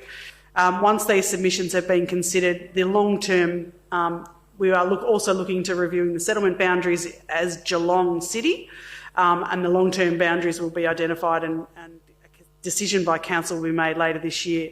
But it's all part of that opportunity to really look at our landscape and work out where do our boundaries sit from a residential perspective. Thank you, Mr Mayor. Thank you, Councillor Grisbeck. Councillor Harwood. Thank you, Mr Mayor. The Surfco Statement of Planning policy in relation to the Dell has been out for a while now. It started back to late 2018, 2019. And initially there was considerable angst and concern. Perhaps the community consultation wasn't as good as it could have been initially. But to the government's credit, they did come around and conduct a number of community meetings where this was heavily discussed with pros and cons. Many concerns from the community about what a distinctive areas of landscape might mean and the impact of that to their lifestyles and to their environments. And we've seen it being implemented on the Bellarine. And again, I guess the future will tell us more about the true response and the true impact of what the Dell will have on the environment and the community down there, and on the future growth of housing opportunities. And it's the same with the Surf Coast, of which we have become a part of, albeit by default, but we do fall under the current boundary of the Dell. The initial response was that perhaps this is not the best outcome for Geelong at this point in time, but we find ourselves where we are today with the current boundary being on our current settlement strategy boundary. But it will have significant impacts on the community, and I think it will raise a lot of questions as we go into the future about, well, where are we going to give our potential development opportunities for the south. Obviously the northwest are well documented, but what does it mean for the southern part of Geelong, and particularly down through from Mount Dunedin Road down through into the Torquay region and beyond? We see significant growth through Torquay, northern Torquay, Jan Juc, etc. And it is finite because we do get onto the edge of the Otway Forest, and it is a finite area unless we continue to go west like wildfire. So it's not an easy issue, but I think it's good to perhaps have the discussion about what a Dell might look like and what the true impact will be, and if it's designed to slow growth and consider the environment, that has a lot of upside. But the flip side may be, the cost of land, the cost of building, the cost of living in and around the region, and that may have a significant effect on our younger generations coming through. So a lot to consider with this. I guess, as they say, the devil is in the detail, but I do support the recommendations about seeking further advice and comment. Thank you. Thank you, Councillor Howard. Any other councillor wish to comment? Otherwise, back to you, Councillor Grisbeck. Thank you, Mr Mayor. Just on another note, I would just like to thank the team, the planning team at the city. We didn't realise early on that we would be roped into this particular Dell, and the team have done a stellar job to make sure that the City of Greater Geelong's residents were heard in this process. And I'd just like to send our thanks to the team for that. Thank you, Mr Mayor. Thank you. I'll put this to the vote. All in favour? Against? That is carried. Item 5 is the gambling harm minimisation policy. Moved Councillor Mansfield, seconded Councillor Maloney. Councillor Mansfield. Thank you, Mayor Murray. As you said, this is to consider adoption of a harm minimisation gambling policy. It comes at a time where the City of Greater Geelong is on track for record losses on electronic gaming machines. Each month this year, we've lost more than at any previous time in the past, and the amount of money lost in gambling in our municipalities is pretty staggering. We've talked about these numbers before, but when you consider all of last year, despite our venues being closed for a lot of the time due to COVID, we still lost $88.1 million, which was the highest per day loss than on record. And $129 million was lost in the last year, where we've got reasonable figures on non-pokies related gambling like sports betting. We know that problem gambling is a significant issue with electronic gaming machines, but it is a growing issue with other forms of gambling like sports betting. We know from the evidence that it's a particular problem in younger people. So gambling is legal and not all gambling is harmful, but there's enough problem gambling to have a ripple effect to cause harm, and that catches many in our community. I know this from my personal life and from my work as a GP, that we all pay the price, and some much greater than others. Councils have an obligation under the Local Government Act to promote and protect community health and wellbeing, and there's a lot that we can do to reduce the harm from gambling. So this policy really came about as a result of the many debates we've had in this chamber about pokies in particular, or electronic gaming machines, and it's because we have a statutory obligation to provide a response on pokies applications before the gaming regulator. So each time we've debated it, there have been calls from councillors and from the community to broaden the scope of what we're looking at here, not just pokies, but look beyond our bare minimum statutory obligation. And that's what this revised policy is attempting to do.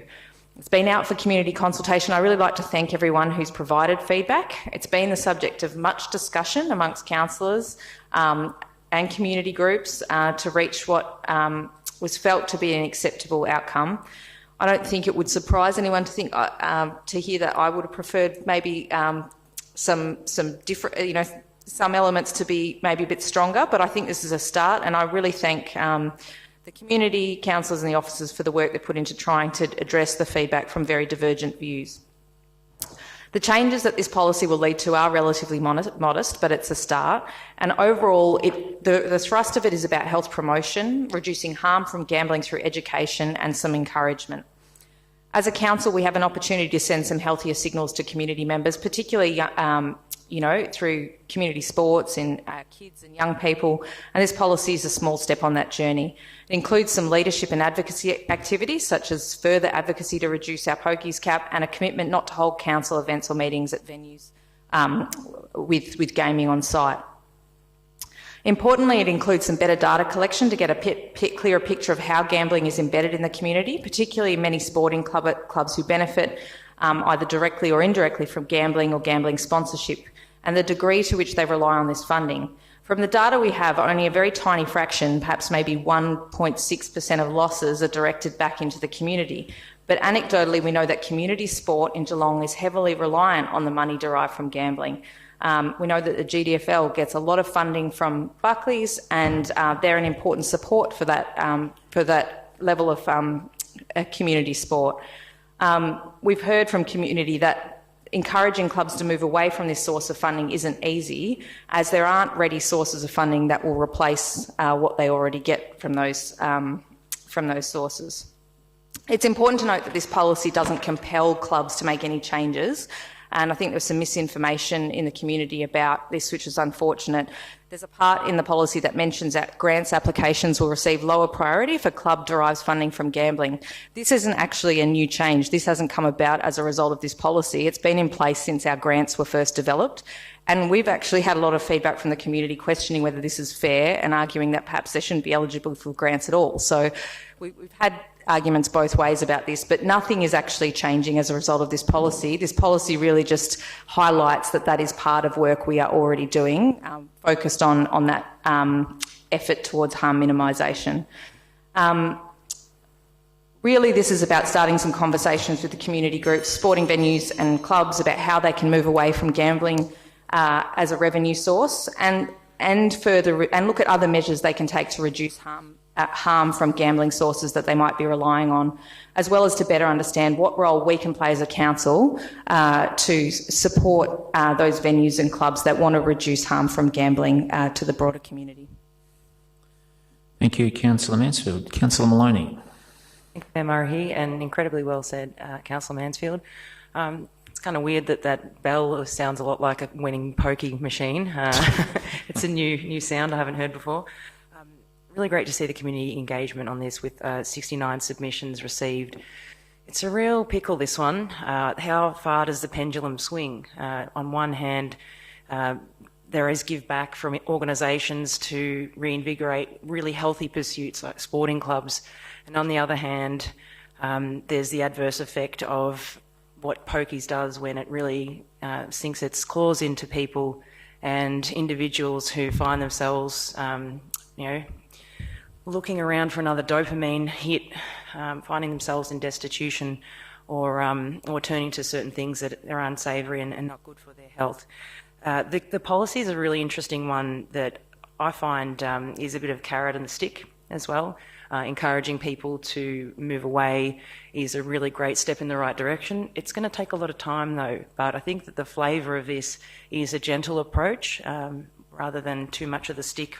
And I think that also the advocating for the cap to be decreased also sends a signal to the Victorian government as to perhaps an ethical position. And maybe some folks out there might think that it's not our place to do so, that we're stepping on toes by making an ethical call, but we do that all the time. And I think that as elected representatives, we're enabled to really view the downside of what EGMs can do for folks. So really excited to see how this one plays out in more so the carrot side of things, encouraging people to remove EGMs or perhaps find other alternative methods of fundraising now that we can have perhaps electronic mechanisms like GoFundMe campaigns or perhaps a bit more creative ways to raise it. Thank you. Thank you, Councillor Maloney. Any other? Councillor Grisbeck. Thank you, Mr Mayor. There's no denying that gambling causes harm to individuals and families. I think that's not in discussion here. I don't think anyone, would say that it's great for the community. But this policy does note that clubs with EGMs have it's good that it notes that they have a legislative responsibility to provide over 8% of their gaming revenue towards community benefit. And the city also acknowledges that there's a small percent that is returned to the community, and that is monitored by the Victorian Gambling Association. This policy is making an explicit rule not to hold any council or city meetings, community events, activities, programs, social outings in venues that have gambling activities. This is specifically going to rule out nearly every football and netball club in the GDFL, the GFL, the BFL, as they derive funds from gambling. And I think this policy goes way too far, way too quick. We haven't taken our community groups on a journey, and in my view, we've gone straight to using the stick to force change.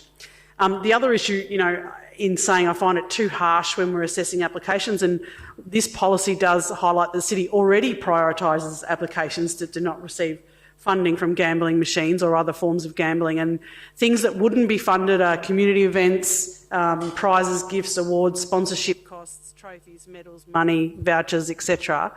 But what does fundraising mean? For example, we have the Lara Sporting Club in the room tonight, and they're providing the venue for a community Christmas function. So therefore, no group or community club can get any funding to run that event. I don't understand why we would restrict our community clubs that are just trying to give back to the community. When saying this is a current policy, I don't think it has been implemented as strong as it would be if this policy was not adopted. While I do agree the advocacy is important to state government to reduce the cap, and advocacy for any EGMs should be automatically removed from the cap and not distributed to other particular places. This will continue to reduce the number of them going down over a period of time. There is more gambling than just EGMs.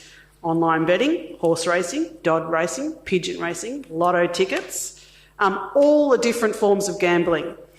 So in saying this, I think this policy is too harsh, too soon, and so I'm voting against this tonight. Thank you, Mr Mayor. Thank you, Councillor Grisbeck. Any other councillor wish to comment? Councillor Aiken. Mr Mayor, I do apologise, but I'd actually like to move an amendment, and the mover and seconder may wish to accept it. I actually support the policy, but I'm just responding to the questions that were actually raised tonight.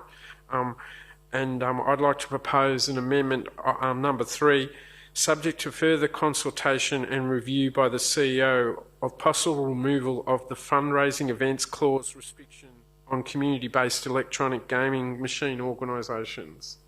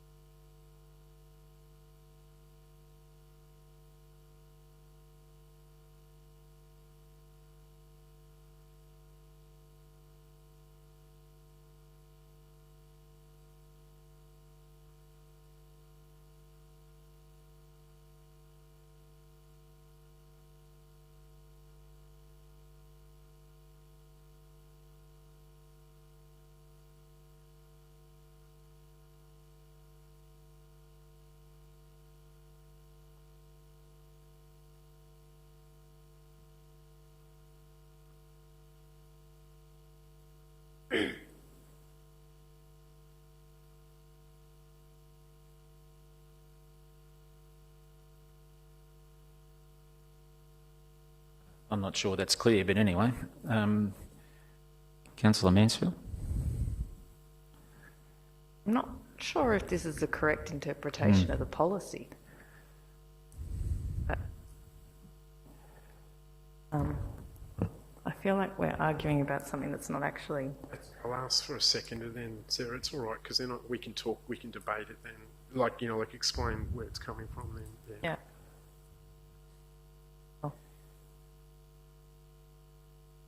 It doesn't commit us to anything, but I think...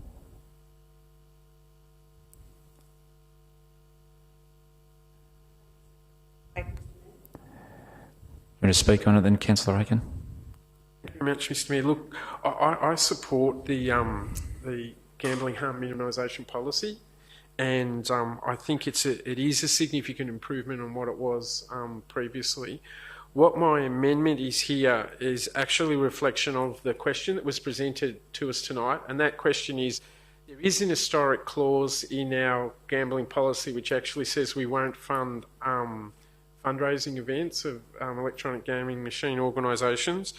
Kylie and I were both recently presented by the Lara Sporting Club an opportunity that would be very good for that community, and that is the Lara Sporting Club's actually putting a proposal together to have a significant Christmas event in Lara, and that event is scheduled to have about 5,000 people.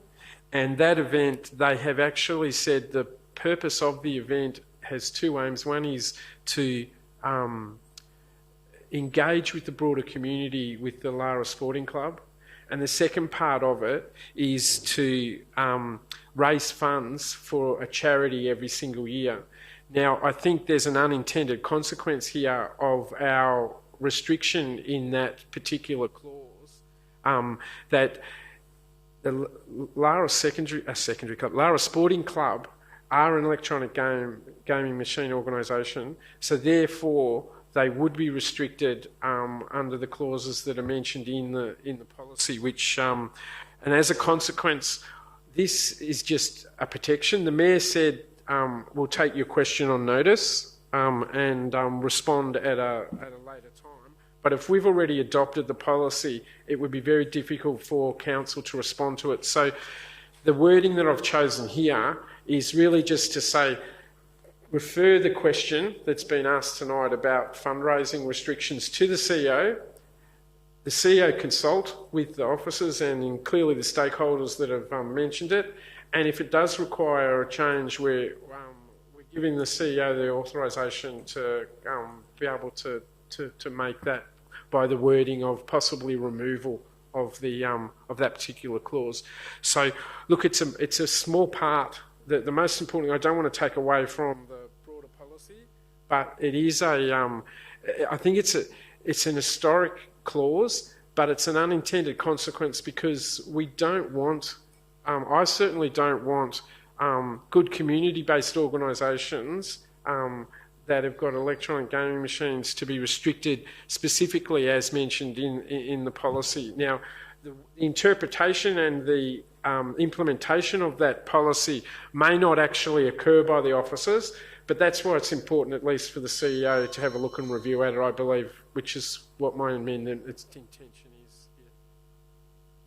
Yeah. Martin Cutter, CEO. Yeah, thanks, Mayor, and thanks you, Councillor Aiken. I'm just trying to make sure whether we're clear or not. But on page 79 of the definitions under gambling, I'm just trying to make sure we're on the same page here. There is a clause under the gambling in the last one that says, for the purpose of this policy, raffles, bingo and sports tipping for fundraising activities have been excluded. Is that relevant or not relevant? I think what they're referring to is on page... on our, I don't know what page of the policy it is, but on our council papers, it's page 81. It says what won't be under 2.11, under what won't be funded, it has a list of things. But I'm speaking out of turn here. Keep going, Councillor Mansfield. Oh, it's just, that's not actually in reference to venue, any specific venue. It's all applications for our grants funding. These things will not be funded under our grants funding current grants guidelines. It's not just for That's why I'm just pokies venues. suggesting to review it, because it may not be what the intention of it is. Yeah, but that's what I'm sort of that's saying. why I'm just put it in a there. misinterpretation of the policy. I don't want to take away from the policy, but I think it is worthy of just a bit of a review. Sure. Yeah. But if you look at our grants guidelines, which I had up, wherever they've gone, the grants guidelines specifically point out that all fundraising events, prizes, gifts, awards, sponsorship costs, trophies, medals, money, vouchers, etc., won't be funded by our grants, no matter what your sort of venue you are. We don't provide grant funding for those things. And I think that's what this is referring to. That's what the CMO may come back to Sure. us. It is mentioned in this policy. That's So it's the probably going to issue. be a moot point, so I'm happy to accept the amendment. But Was that Councillor Missile? I think it's a moot point, but I'm happy to accept the amendment. Perhaps we need to make it clearer in the document that, I don't know, provide some clarity so that we can address that confusion that's occurred. Councillor Grisbeck, you seconded it? Yeah, I seconded it. But just see if the seconder, Councillor Maloney, is prepared to accept the amendment, then we can debate the policy itself. At what point does this authorise any adjustment? It seems to not do that at this point. And do we need that mechanism to make a change? Because it says subject to consultation and review, but that's feckless unless we have some mechanism to alter the outcome. I.e., delegate authority to the CEO to do something. Yeah, I think that's right. I mean, I think for a start we're endorsing, the council's endorsing the gambling harm minimisation policy. I will need to review that clause, consult and come back, not necessarily through council, but advise you of what the adjustment would be if it's required. But it would be reference to me under my delegated authority to do that. So where are we at with this? So Councillor Maloney asked the question if she would like to second, if she would accept the amendment, and then we can go on debating the amendment. Sorry, I'm going to jump in. I don't mean to jump in, but I'll just, I think if we added 3 to be part of 2, yeah, it would actually flow better. It's only just getting rid of the 3, but still the same intent. But in the end, you're approving the policy, but I need to go and check on whether that clause should be removed or not and advise you through some form of communication. That reads a bit better. Yep.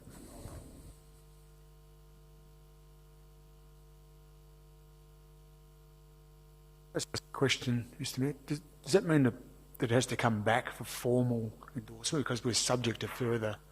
I don't read it as that. I mean, I will advise you with due consideration, obviously consulting subsequent to this meeting, but about a potential change, but it wouldn't have come back through the chamber.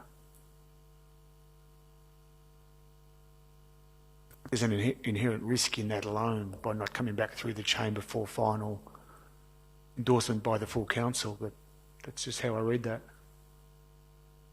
Given the work that's been done by the council group thus far, which has been extensive, and I guess the number of issues that have arisen, and I guess the community feedback that we've taken on board, which has been substantial in relation to this policy or potential policy. So there's quite a lot attached to points 1 and 2, let alone with an additional amendment at this point.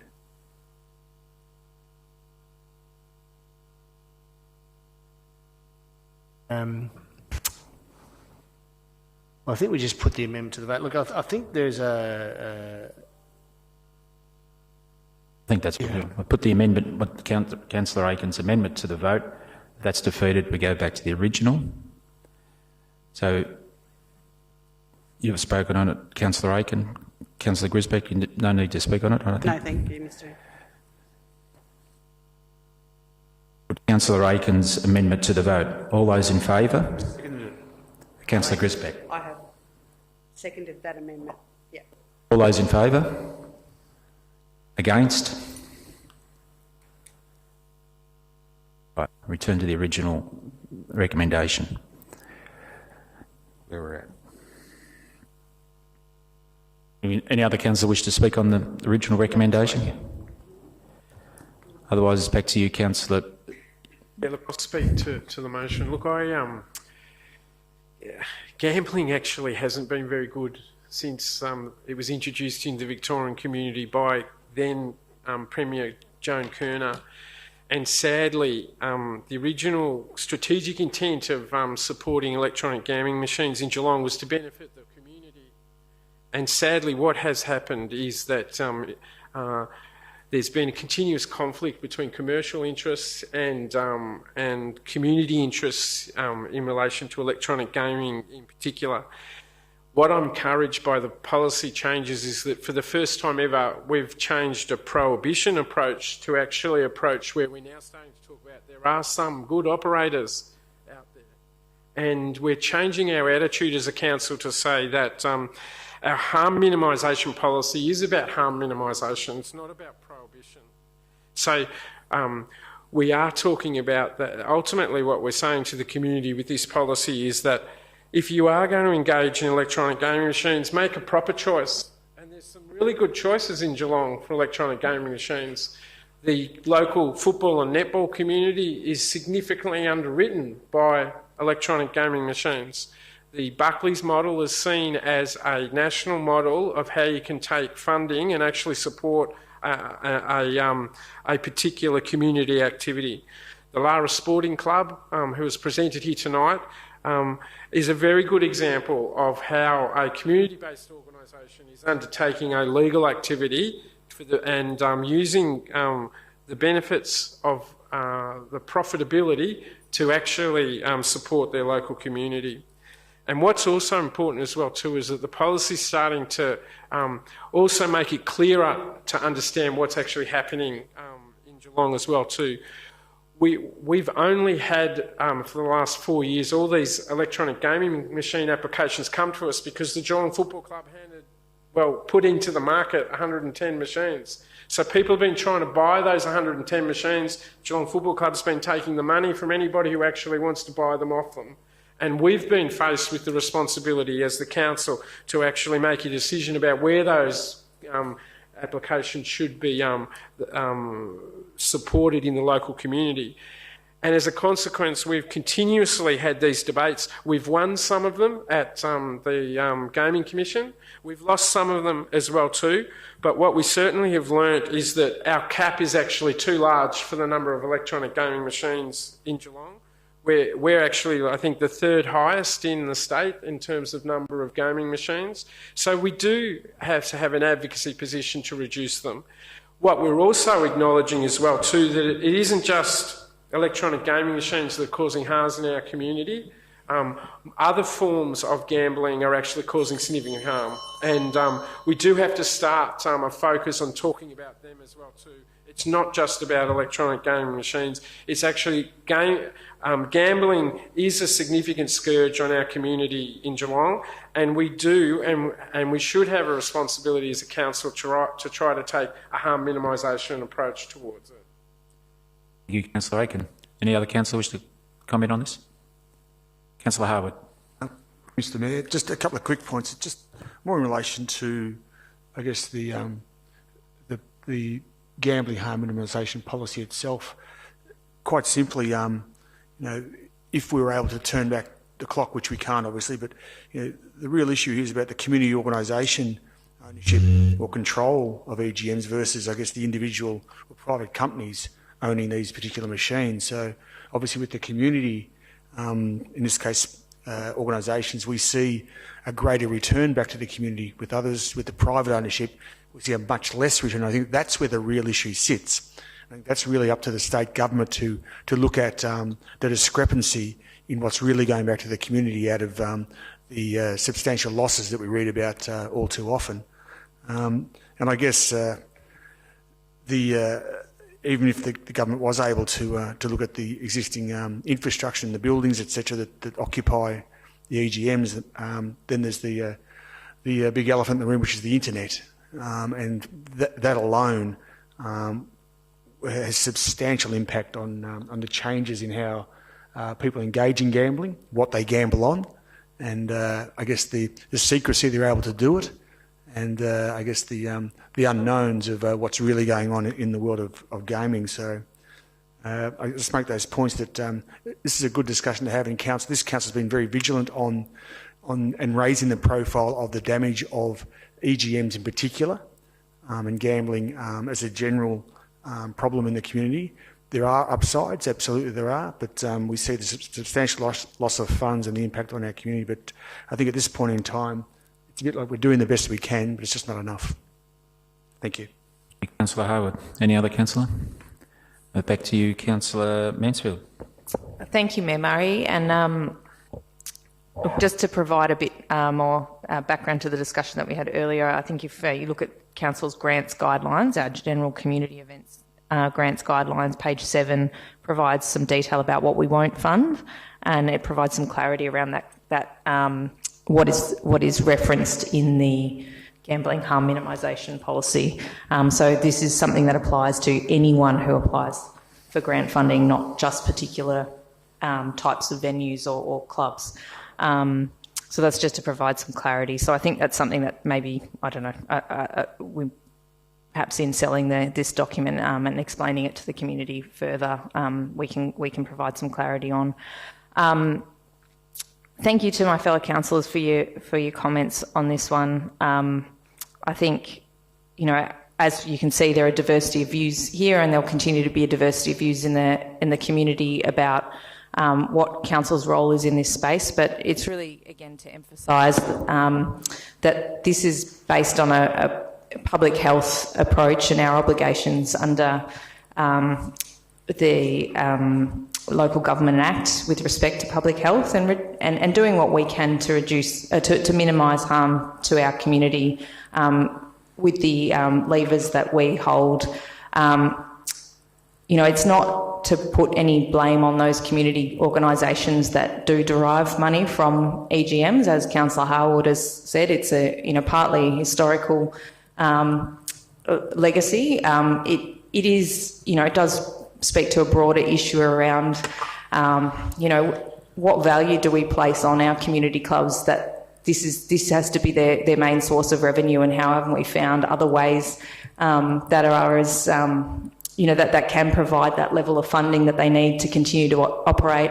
The same goes with a lot of private venues who provide great community benefit, whether it be live music events and those sort of venues. So that's a broader systemic issue around the system we've set up and the inadequacy of funding of a lot of community groups and organisations. But, that our policy is really just focused on reducing harm and supporting, while at the same time supporting our community to continue delivering the great work that they do through the various clubs and venues throughout Geelong.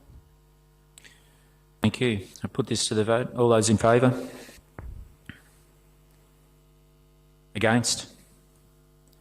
It is carried. Item number 6 is the Public Transparency Policy Review. Moved Councillor Maloney and seconded Councillor Sullivan. Councillor Maloney. Thank you, Murray. This report recommends that Council endorses the release of a draft public transparency policy for community consultation for up to 3 weeks.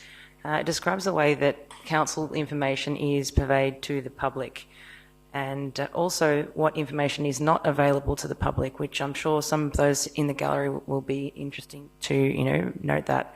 Some of the types of information that will be made publicly available include registers of delegations made by Council and delegated committee meeting minutes, local laws, register of land leases, register of contracts awarded by Council, details of Council land proposed for sale or exchange. So if you're suffering from insomnia, these are really great documents to help you on your way if you're having a restless night.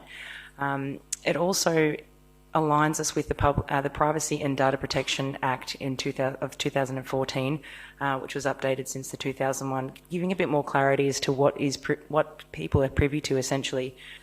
I think this is a really valid and important document with respect to the way that council conducts business, so that people know upfront what we're up to in an open and transparent form, and also informs us as to the guidelines of engagement channels, which are becoming incredibly important as we move into really filling out the Local Government Act 2020 instructions on that. But I'll leave it to our other councillors to comment. Thank you. Thank you, Councillor Maloney. Councillor Sullivan. Thank you, Mr Mayor. Councillor Maloney has introduced this recommendation incredibly well and covered all points in there. As said, this will be going out for community consultation for 3 weeks, which is incredibly important. A lot of us councillors put our hand up to become councillors because we want to improve relations with our community, how we interact with council. And this is actually a very important part of that as well, because it goes through how much information, what documents are available to the public.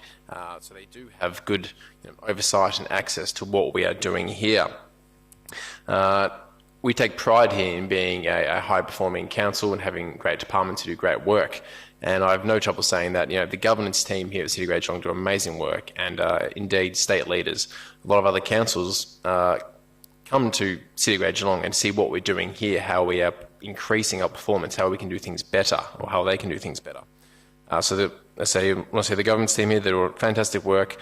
This is a fantastic item to be pursuing. Public transparency is incredibly important, and happy to second the recommendation. Thank you, Councillor Sullivan. Any other councillor comment on this? No? Back to you, Councillor Maloney. I thought Kylie was going to put her hand up, but she was scratching her nose. I've nearly bought a house doing that, so that's good.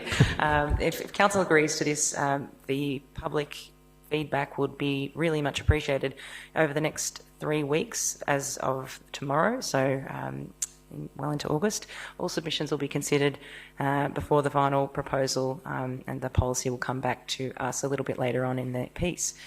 This is a really important document to get right, because the examples of the things that the community are not privy to include private commercial information, and I think it might be interesting to hear what community feedback is on what we are allowed to see. And fair enough if there's dollar signs that are blacked out on some of those documents, and what is available via Freedom of Information Act, confidential information that might also be damaging for one reason or another. So it's really pleasing to see that more community engagement is happening. More people are attending the gallery and writing in questions, and it would be great to hear the feedback from constituents as to how we can purvey this information, and also do so in an effective and accessible way. A lot of things are hidden on our website down in the mix, so it'll be good to see this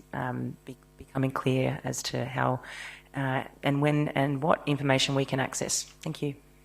Thank you, Councillor Maloney. Put this to the vote. All those in favour? Against? It is carried. Item number 7 is the borrowing policy review. Moved Councillor Aiken. Seconded Councillor Harwood. Councillor Aiken. Thank you very much, Mr Mayor. Look, this is hopefully a quick item and doesn't need to have much discussion. This is an update of Council's borrowing policy that we have in the City of Greater Geelong. The last time we adopted it was on the 12th of March 2020, so it's just over 2 years ago.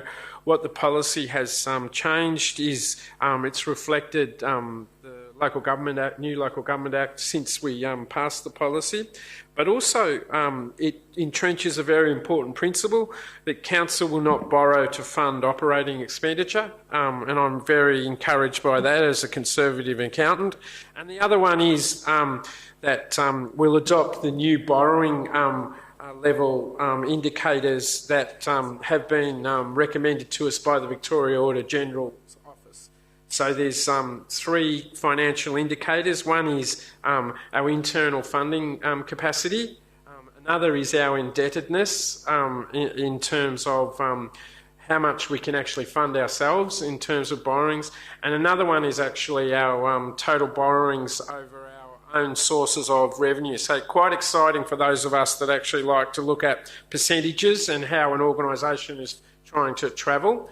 What this policy actually says is that Council will avoid to be in the high ratio area in those three indicators, and we will develop our budgets and our borrowings to either be low or medium. And so this is establishing our risk appetite as a council, and I think it is prudent and reflective of our financial sustainability goals that we have as a council group. So I strongly endorse the council changes to this borrowing policy, and no, it will not cause any significant operational change about how we're borrowing at this point in time as a council.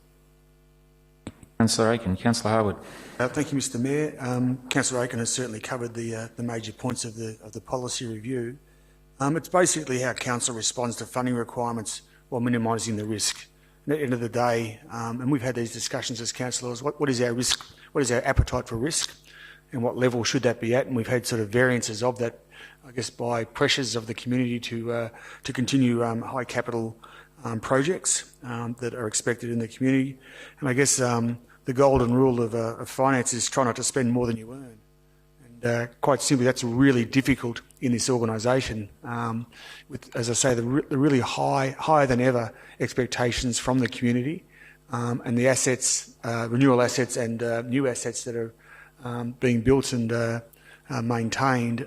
The cost is now exorbitant, and in recent times, it's well documented the incredible increase of construction costs. So again, these issues have come back on us as a council or group and the council officers to try and find ways to meet the community expectation. At this point in time, we have around $120 million, give or take, of capital projects committed to the community. And we already know there's around about, pick a number between 15%, perhaps 30+% on the cost of that. So already our back's against the wall to try and make good our promise to the community, but also maintain, prudent fiscal responsibility. So I just make those comments about the borrowing as such. It is a fine line. We've had some really good, processes in recent times and good advice and really good conversations about what it means. But now we've probably gone back into some unprecedented or uncharted territory with the exorbitant increases in recent times. So as a councillor group, we'll work through that as best we can. We will not expose the council to unlimited risk or risk that we're not prepared to agree to. So I just make those comments that we are in difficult times, but we'll still adhere to the basic principles of the borrowing policy. Thank you. Thank you, Councillor Howard. Any other councillor wish to comment on this? No? Back to you, Councillor Aiken. Yeah, nothing further to add, Mr Mayor. Put it to the vote. All those in favour? Against? That is carried. Item 8 is the tender T220043, Building Better Bike Connections, Stage 2 South. Moved Councillor Harwood, seconded Councillor Mansfield.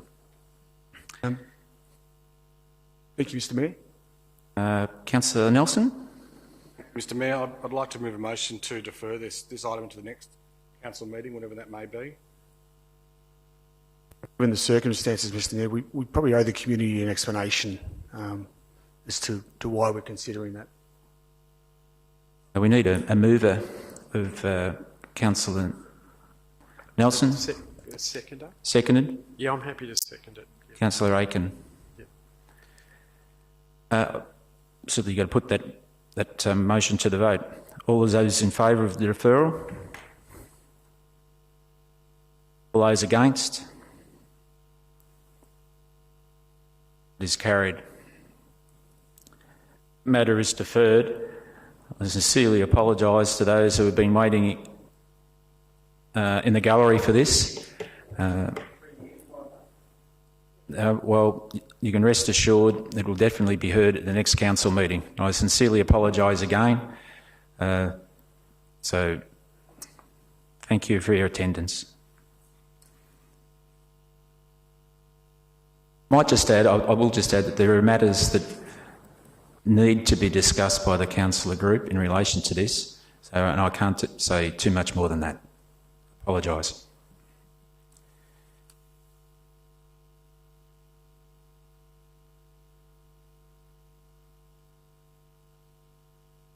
Item number 9 is the tender T220049 Armstrong Creek Town Centre Library construction.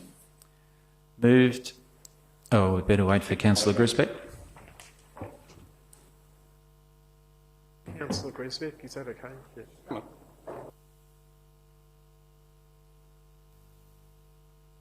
Up that one again. Item number 9 is the tender T220049 Armstrong Creek Town Centre Library construction. Moved Councillor Nelson, seconded Councillor Maloney. Councillor Nelson. Thank you, Mr Mayor. Now that most of the gallery's gone, I won't take up too much of your time. Sorry. Vanessa, wasn't it? Vanessa. Councillors, or certainly I am as the Chair of the Library Board and my other fellow board members are really excited to award this tender to A.W. Nicholson Proprietary Limited for the Armstrong Creek Town Centre Library at the lump sum price of roughly $18.5 million. This planned facility will be a certified five-star green building, and we were lucky enough to get $1.5 million from the state government. It's the first social infrastructure to be delivered to the Armstrong Creek Town Centre precinct, which will eventually house around 60-odd thousand people. And as we all know, libraries are becoming such an important place, not just about books, but places for people of all ages to visit and feel welcomed. So I wholeheartedly support this tender. Thank you, Councillor Nelson. Councillor Maloney. Thank you, Mayor Murray. I'm looking forward to seeing this piece of Swiss cheese rising out of the ground. It's going to be fantastic to see this coming to shape, and I'm really looking forward to seeing the community of Armstrong Creek and Mount Dunedin and surrounds use this space, as Councillor Nelson wisely commented, as a hub for people to congregate, hang out, connect, be together, which is much needed after the long, hard slog of a couple of years of not that. So really looking forward to seeing this become a place where people can bridge the digital divide, access Wi-Fi and knowledge via computer infrastructure that they might not have at home, books to study, and really raising not only the digital literacy of folks, but the reading as well. So I think it benefits all of our community, wherever people are from, even if they're just driving by to drop off a book, to become a part of something bigger than just a library, because its infrastructure is much more than that. Thank you. Councillor Maloney. Any other councillor? Back to you, Councillor Nelson. Thanks, Mr Mayor. Thank you to Councillor Maloney for her words.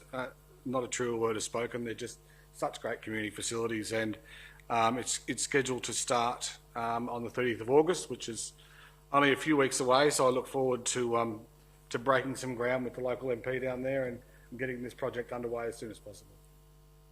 You put it to the vote. All those in favour? Against? That is carried.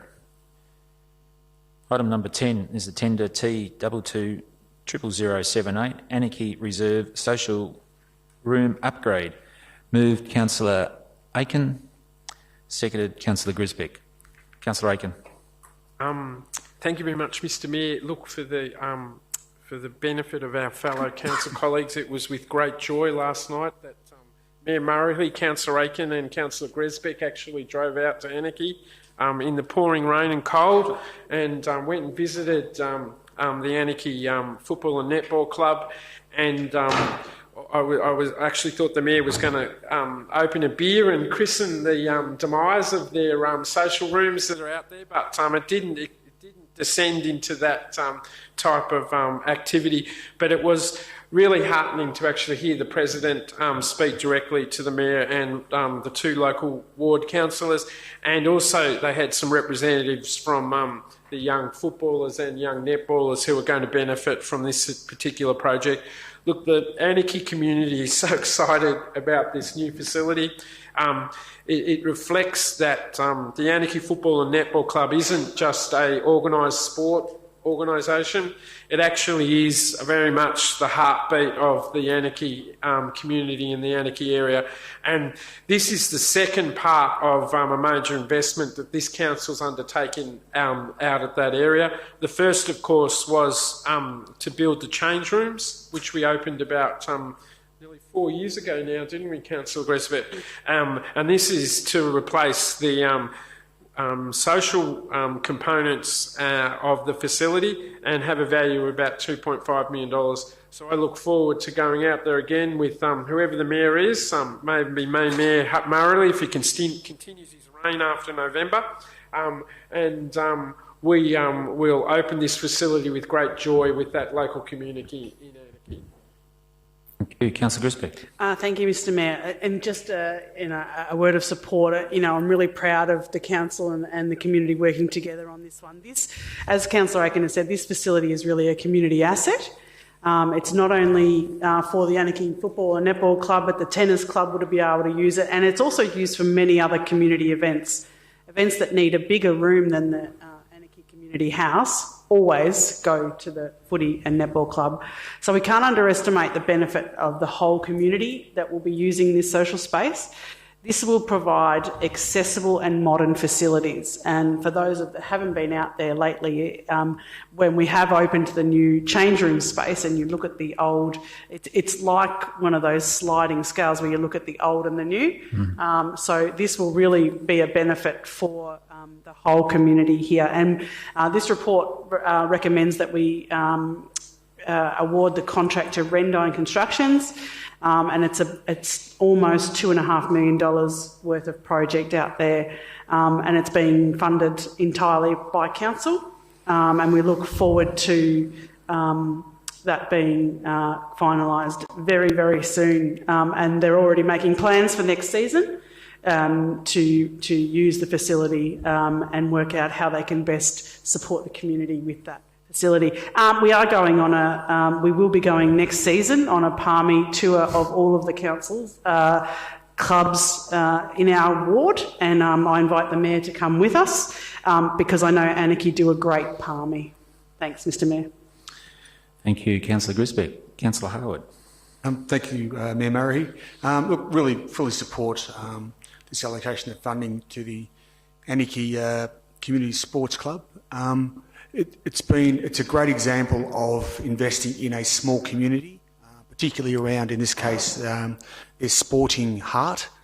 We see too often, particularly in rural areas, where sporting clubs are closing down due to lack of numbers or lack of facilities or suitable facilities. So this is a really important investment into the community. And I guess one of the ironies is, previous agenda item this evening of the gambling policy, this particular club would not have survived without the support of the Buckley's Entertainment Centre. So it's a touch of irony, but the work they have done out there, and I can't express highly enough, particularly the current president and committees of recent years, to hold that organisation together when it looks like all has been lost, but they continue to fight to put teams out there to encourage their communities to come along, to encourage people from around the region to come to their club and be a part of it. They have done an amazing job, and now it's more than justified that we should spend a considerable amount of money giving them the facilities that they need to go into the future. Thank you.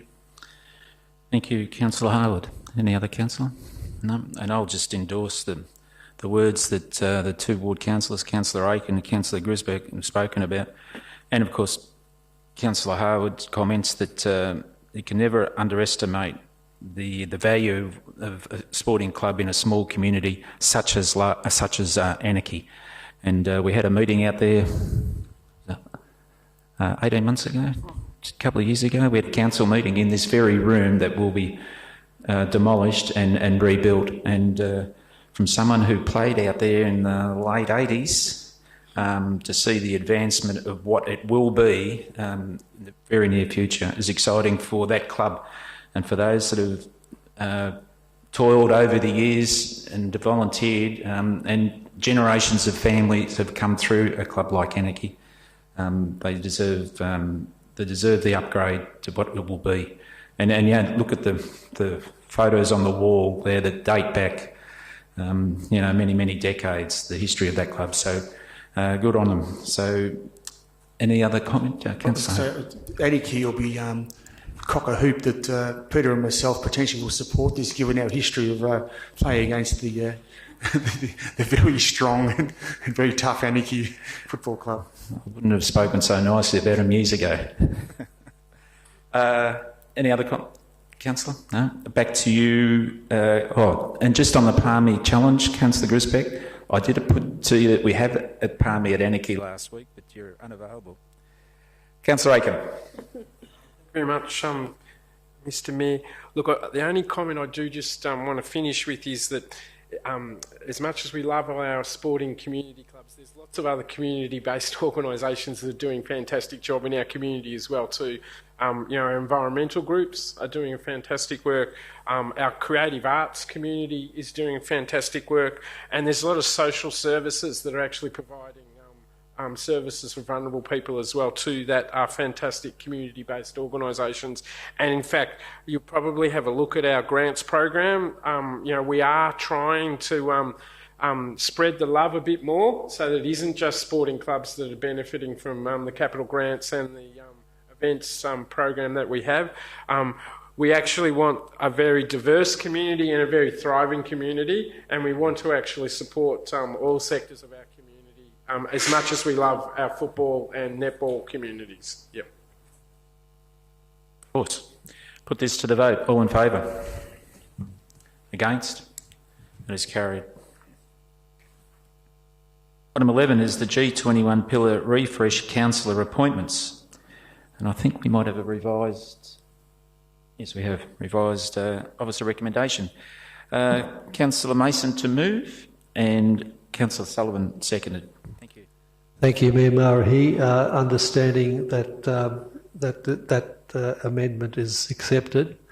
Recently, the G21 consolidated its 8 strategic pillars into 4 to enable a more holistic strategic discussion of ideas and projects. Mr. Mayor, the first pillar is the First Nations Conservation Pillar, and councillor representation is not sought on the First Nations Conservation Pillar. The Aboriginal and Torres Strait Islanders Senior Policy has instead been appointed, and this will be also led, this pillar will be led by a First Nations representative. Now, the 3 pillars, the representation, the councillor representation on the other 3 pillars is Councillor Murray to the Health and Wellbeing pillar with Councillor Mansfield as an agreed delegate, Councillor Sullivan to the Cultural and Economic Development pillar with Councillor Mason as the agreed delegate, and Councillor Maloney to the Sustainability pillar with Councillor Mason as the agreed delegate. Now, in addition to this, Mr. Mayor, councillor representation to these 3 pillars, there will also be councillor representation on the new Managing Growth Advisory Group, which is to have a planning and transport focus and will play a central role in the development of the new G21 region plan. And it's Councillor Harwood who will be appointed to that Managing Growth Advisory Group, and Councillor Grisbeck as the agreed delegate. And so the new structure aims to enable cross-pillar relationships and content sharing, and it's noted that the new structure is aimed at achieving more project-based outcomes, and representation on the refreshed pillars would allow Council to play a key role in considering issues relating to social equity and sustainability throughout the G21 region. Thank you, Mr. Mayor. Thank you, Councillor Mason. Councillor Sullivan. Thank you, Mr. Mayor. Councillor Mason has said it all, really. The City of Geelong is naturally a passionate member of G21. It's gone through one hell of a refresh, a rebranding, restructuring, which we're all very impressed by. We're expecting a lot of these new pillars and the new order that it is in, as a fair bit of Geelong ratepayer money does go into this organisation, We certainly expect to see results for it, as we have in the past, but it's always, we can never rest on our laurels. We always have to continue for advocacy, especially for state and federal governments. But hopefully this new model, these new pillars, does streamline the process, and we'll be able to reap the rewards for it soon as being in November. Thank you, Councillor Sullivan. Any other councillor wish to comment on that? Otherwise, back to you, Councillor Mason. Nothing further to add, Mr Mayor. I'll put it to the vote. All those in favour? Against? That is carried. Item number 12 is the planning authorisation, council to staff. Moved Councillor Grisbeck and seconded Councillor Harwood. Councillor Grisbeck. Thank you, Mr Mayor. This is one of those normal reports that we receive to authorise the planning staff to undertake their duties. And I've just lost my page, Mr Mayor. 2 seconds. Normally get the name of the person. 46. There we go. Thank you. Andrew Zarb, Adrian Goloboski and Cynthia Quash to delegate to them to be able to do their jobs. Thank you, Mr Mayor. Thank you, Councillor Grisbeck. Councillor Harwood. Nothing further, thank you. Councillor Grisbeck. Nothing further, Mr Mayor. Put those to the vote. All those in favour? Against? That is carried. Section C is the notices of motion. Councillor Mansfield, protection of trees on private land. Thank you for this notice of motion. Can I please have a seconder for that? Councillor Loney. Councillor Mansfield. Thank you, Mayor Murray. So this has come about from as a result of a number of conversations and experiences over my time as a councillor, frequently being contacted by concerned residents regarding loss of trees and vegetation on private land. It's a common issue that arises in planning matters with respect to the character of an area or perhaps protection of local biodiversity. Others have raised the issue in relation to the urban forest, its role in urban cooling and climate change mitigation, particularly in our urban areas. Even a single tree, we know, can provide a measurable cooling effect on a neighbourhood, and we can't underestimate how important this will be as we inevitably face hotter summers. The City of Greater Geelong adopted its urban forest strategy in 2015, and it contains provides a sound basis for the protection and enhancement of our urban tree canopy. It outlines the benefits, environmental, economic and social, that trees provide. But our tools for actually enacting this strategy with respect to trees on private land are extremely limited. Most of the actions actually, when you read the detail, focus on trees on public land because this is where we have any say or control. Additionally, most of our tree policies, other tree policies, focus on trees on public land. Moreover, our municipality actually contains significant non-urban areas, and our urban forest strategy doesn't really address some of those issues about trees on private land in rural and peri-urban areas, which are nonetheless important for our ecology. We have some limited protections for certain types of trees in specific areas, particularly in the Bellarine, and some trees have heritage overlays, but the majority of trees on private land have no specific protections or any provisions for their protection in the planning scheme. Other municipalities have looked at this issue in many different ways, such as through changes to their planning schemes. They include things like high-level references to urban forest strategies. There are some more specific protections for particular types of vegetation. Some councils have permit systems for trees of certain types and dimensions.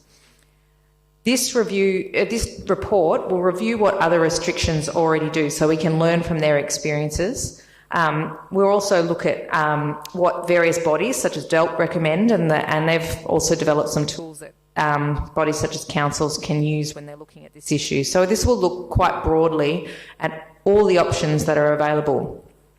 It has been suggested, and we've heard this again tonight, that the urban forest strategy should be included in the the Greater Geelong planning scheme as a first step. What I've learnt through exploring this issue over some time is that planning scheme amendments are very lengthy and complex processes, and that simply including a reference to another document like our urban forest strategy may not even be accepted due to its lack of specificity specificity and ease of applicability to planning decisions. And even if it was accepted, it wouldn't necessarily provide any significant level of protection, certainly not the level that's sought by some who have advocated for that change. So in order to get a change to the planning scheme, we have to have an evidence base, and this report would help to provide that.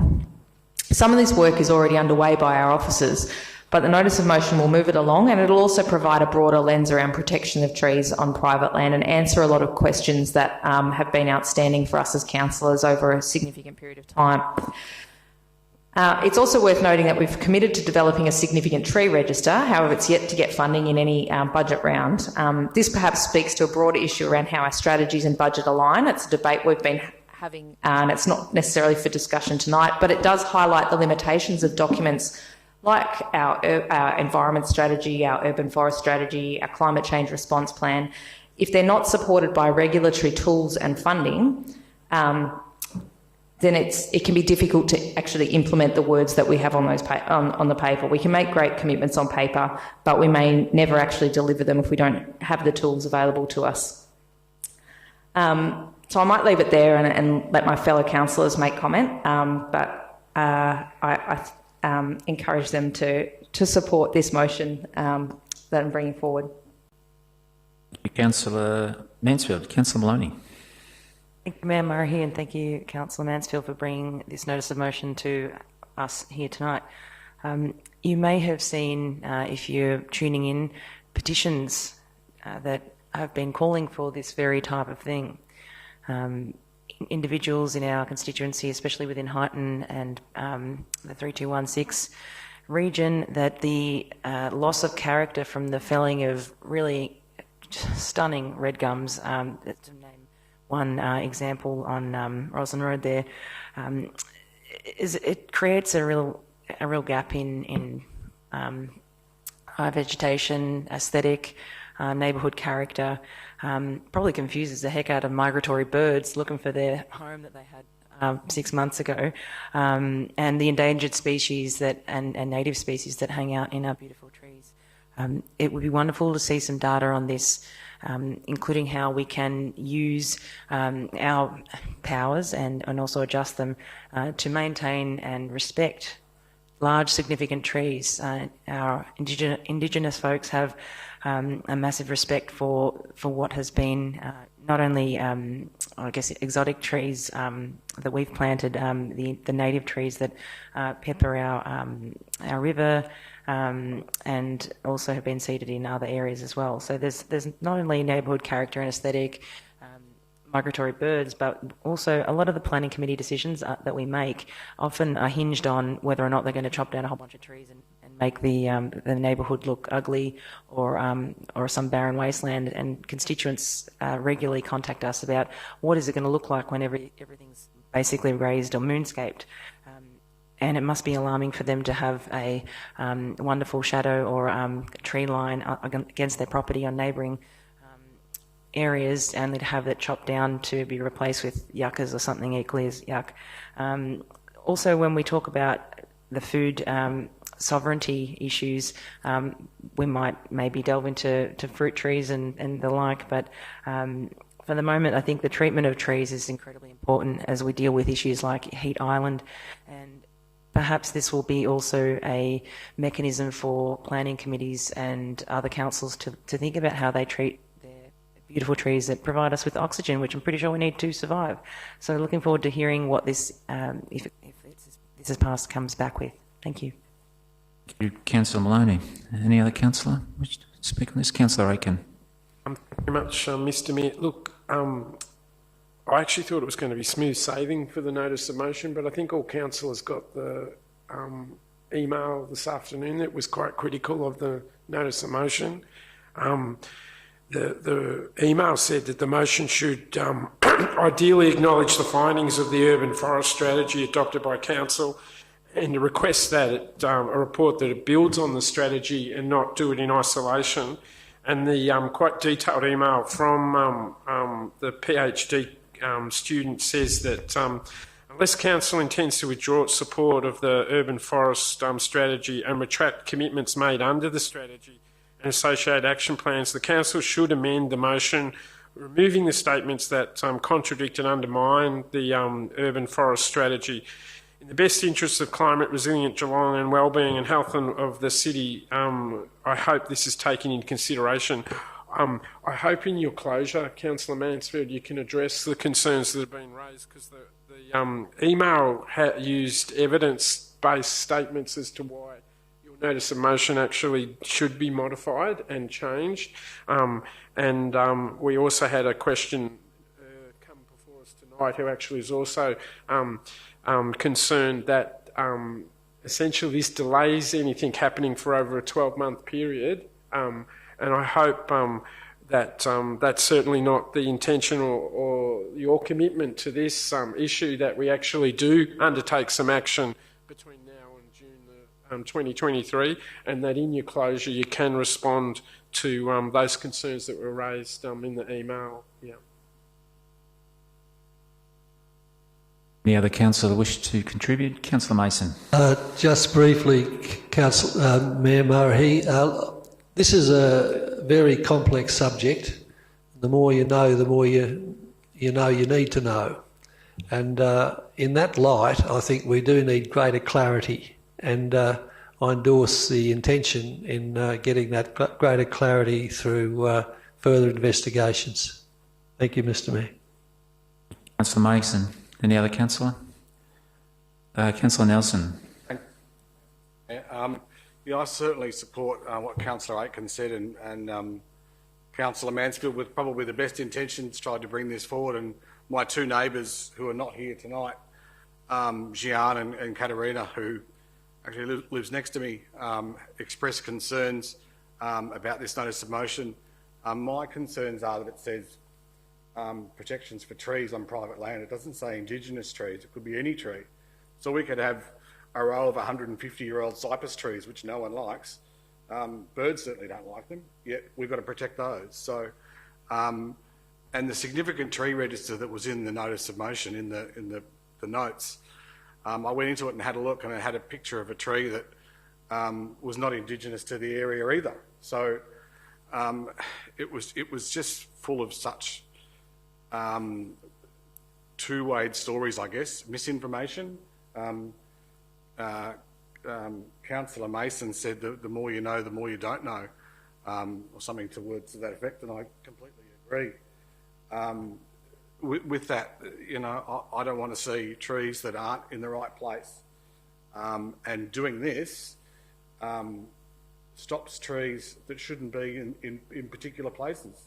I think there's probably all of us in this room that own homes that have pulled trees down because they're not the right trees and not in the right place. We've all done it, and now we're sitting here saying that we can't do it. So, you know, we're saying it's okay for us to do it, but now we're going to stop everyone else from doing it. And I can't support that. And as Councillor Aitken said, Gian and Katerina had concerns about this, and I do too. So, yes, I want more trees in Geelong. My number one project 2 years ago, as we all know, and I keep talking about it, was for 1 million trees. You just look up and down Thornhill Road or Roslyn Road, and we could put more trees there, and we're not doing that. And we need to put the right trees in the right place, and this doesn't have that.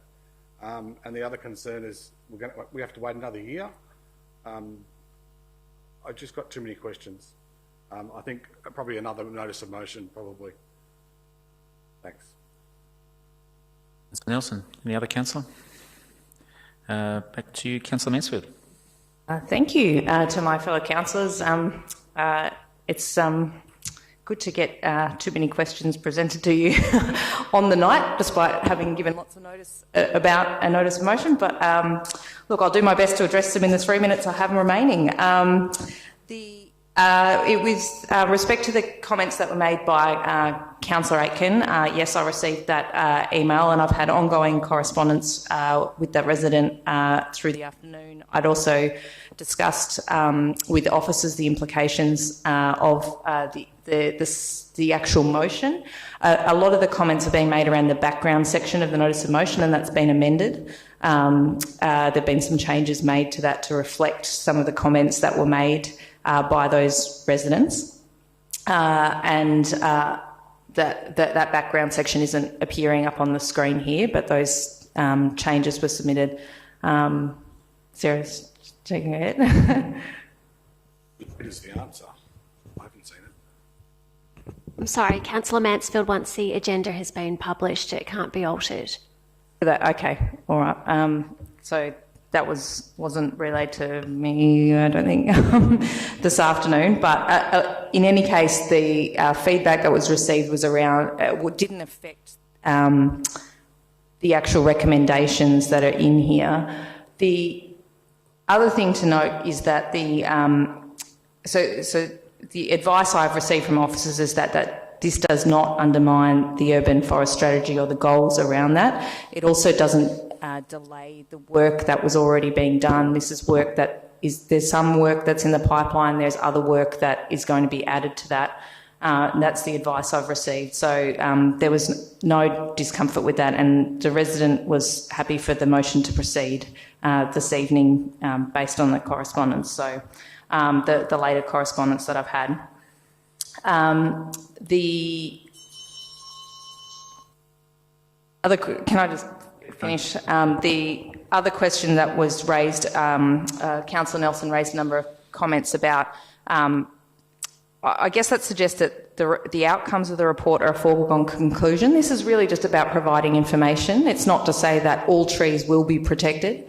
It's to say what do tree protections look like, and could it be that only particular native trees that are Indigenous to an area, that add to the character of that area, that are of a certain dimension and a certain quality are protected. It may go to that level of specificity, and it's something we already do to some degree. So this is just looking at what all the protections are, what options there are, what other councils do, and so we can have an informed discussion. There'll be people who have issues around this because of property rights, are based on property rights, and they should be allowed to do anything they want on their land, and that's a fair discussion. There'll be people who have an issue with the type of tree, whether it's native, non-native, Indigenous, non-Indigenous to the area.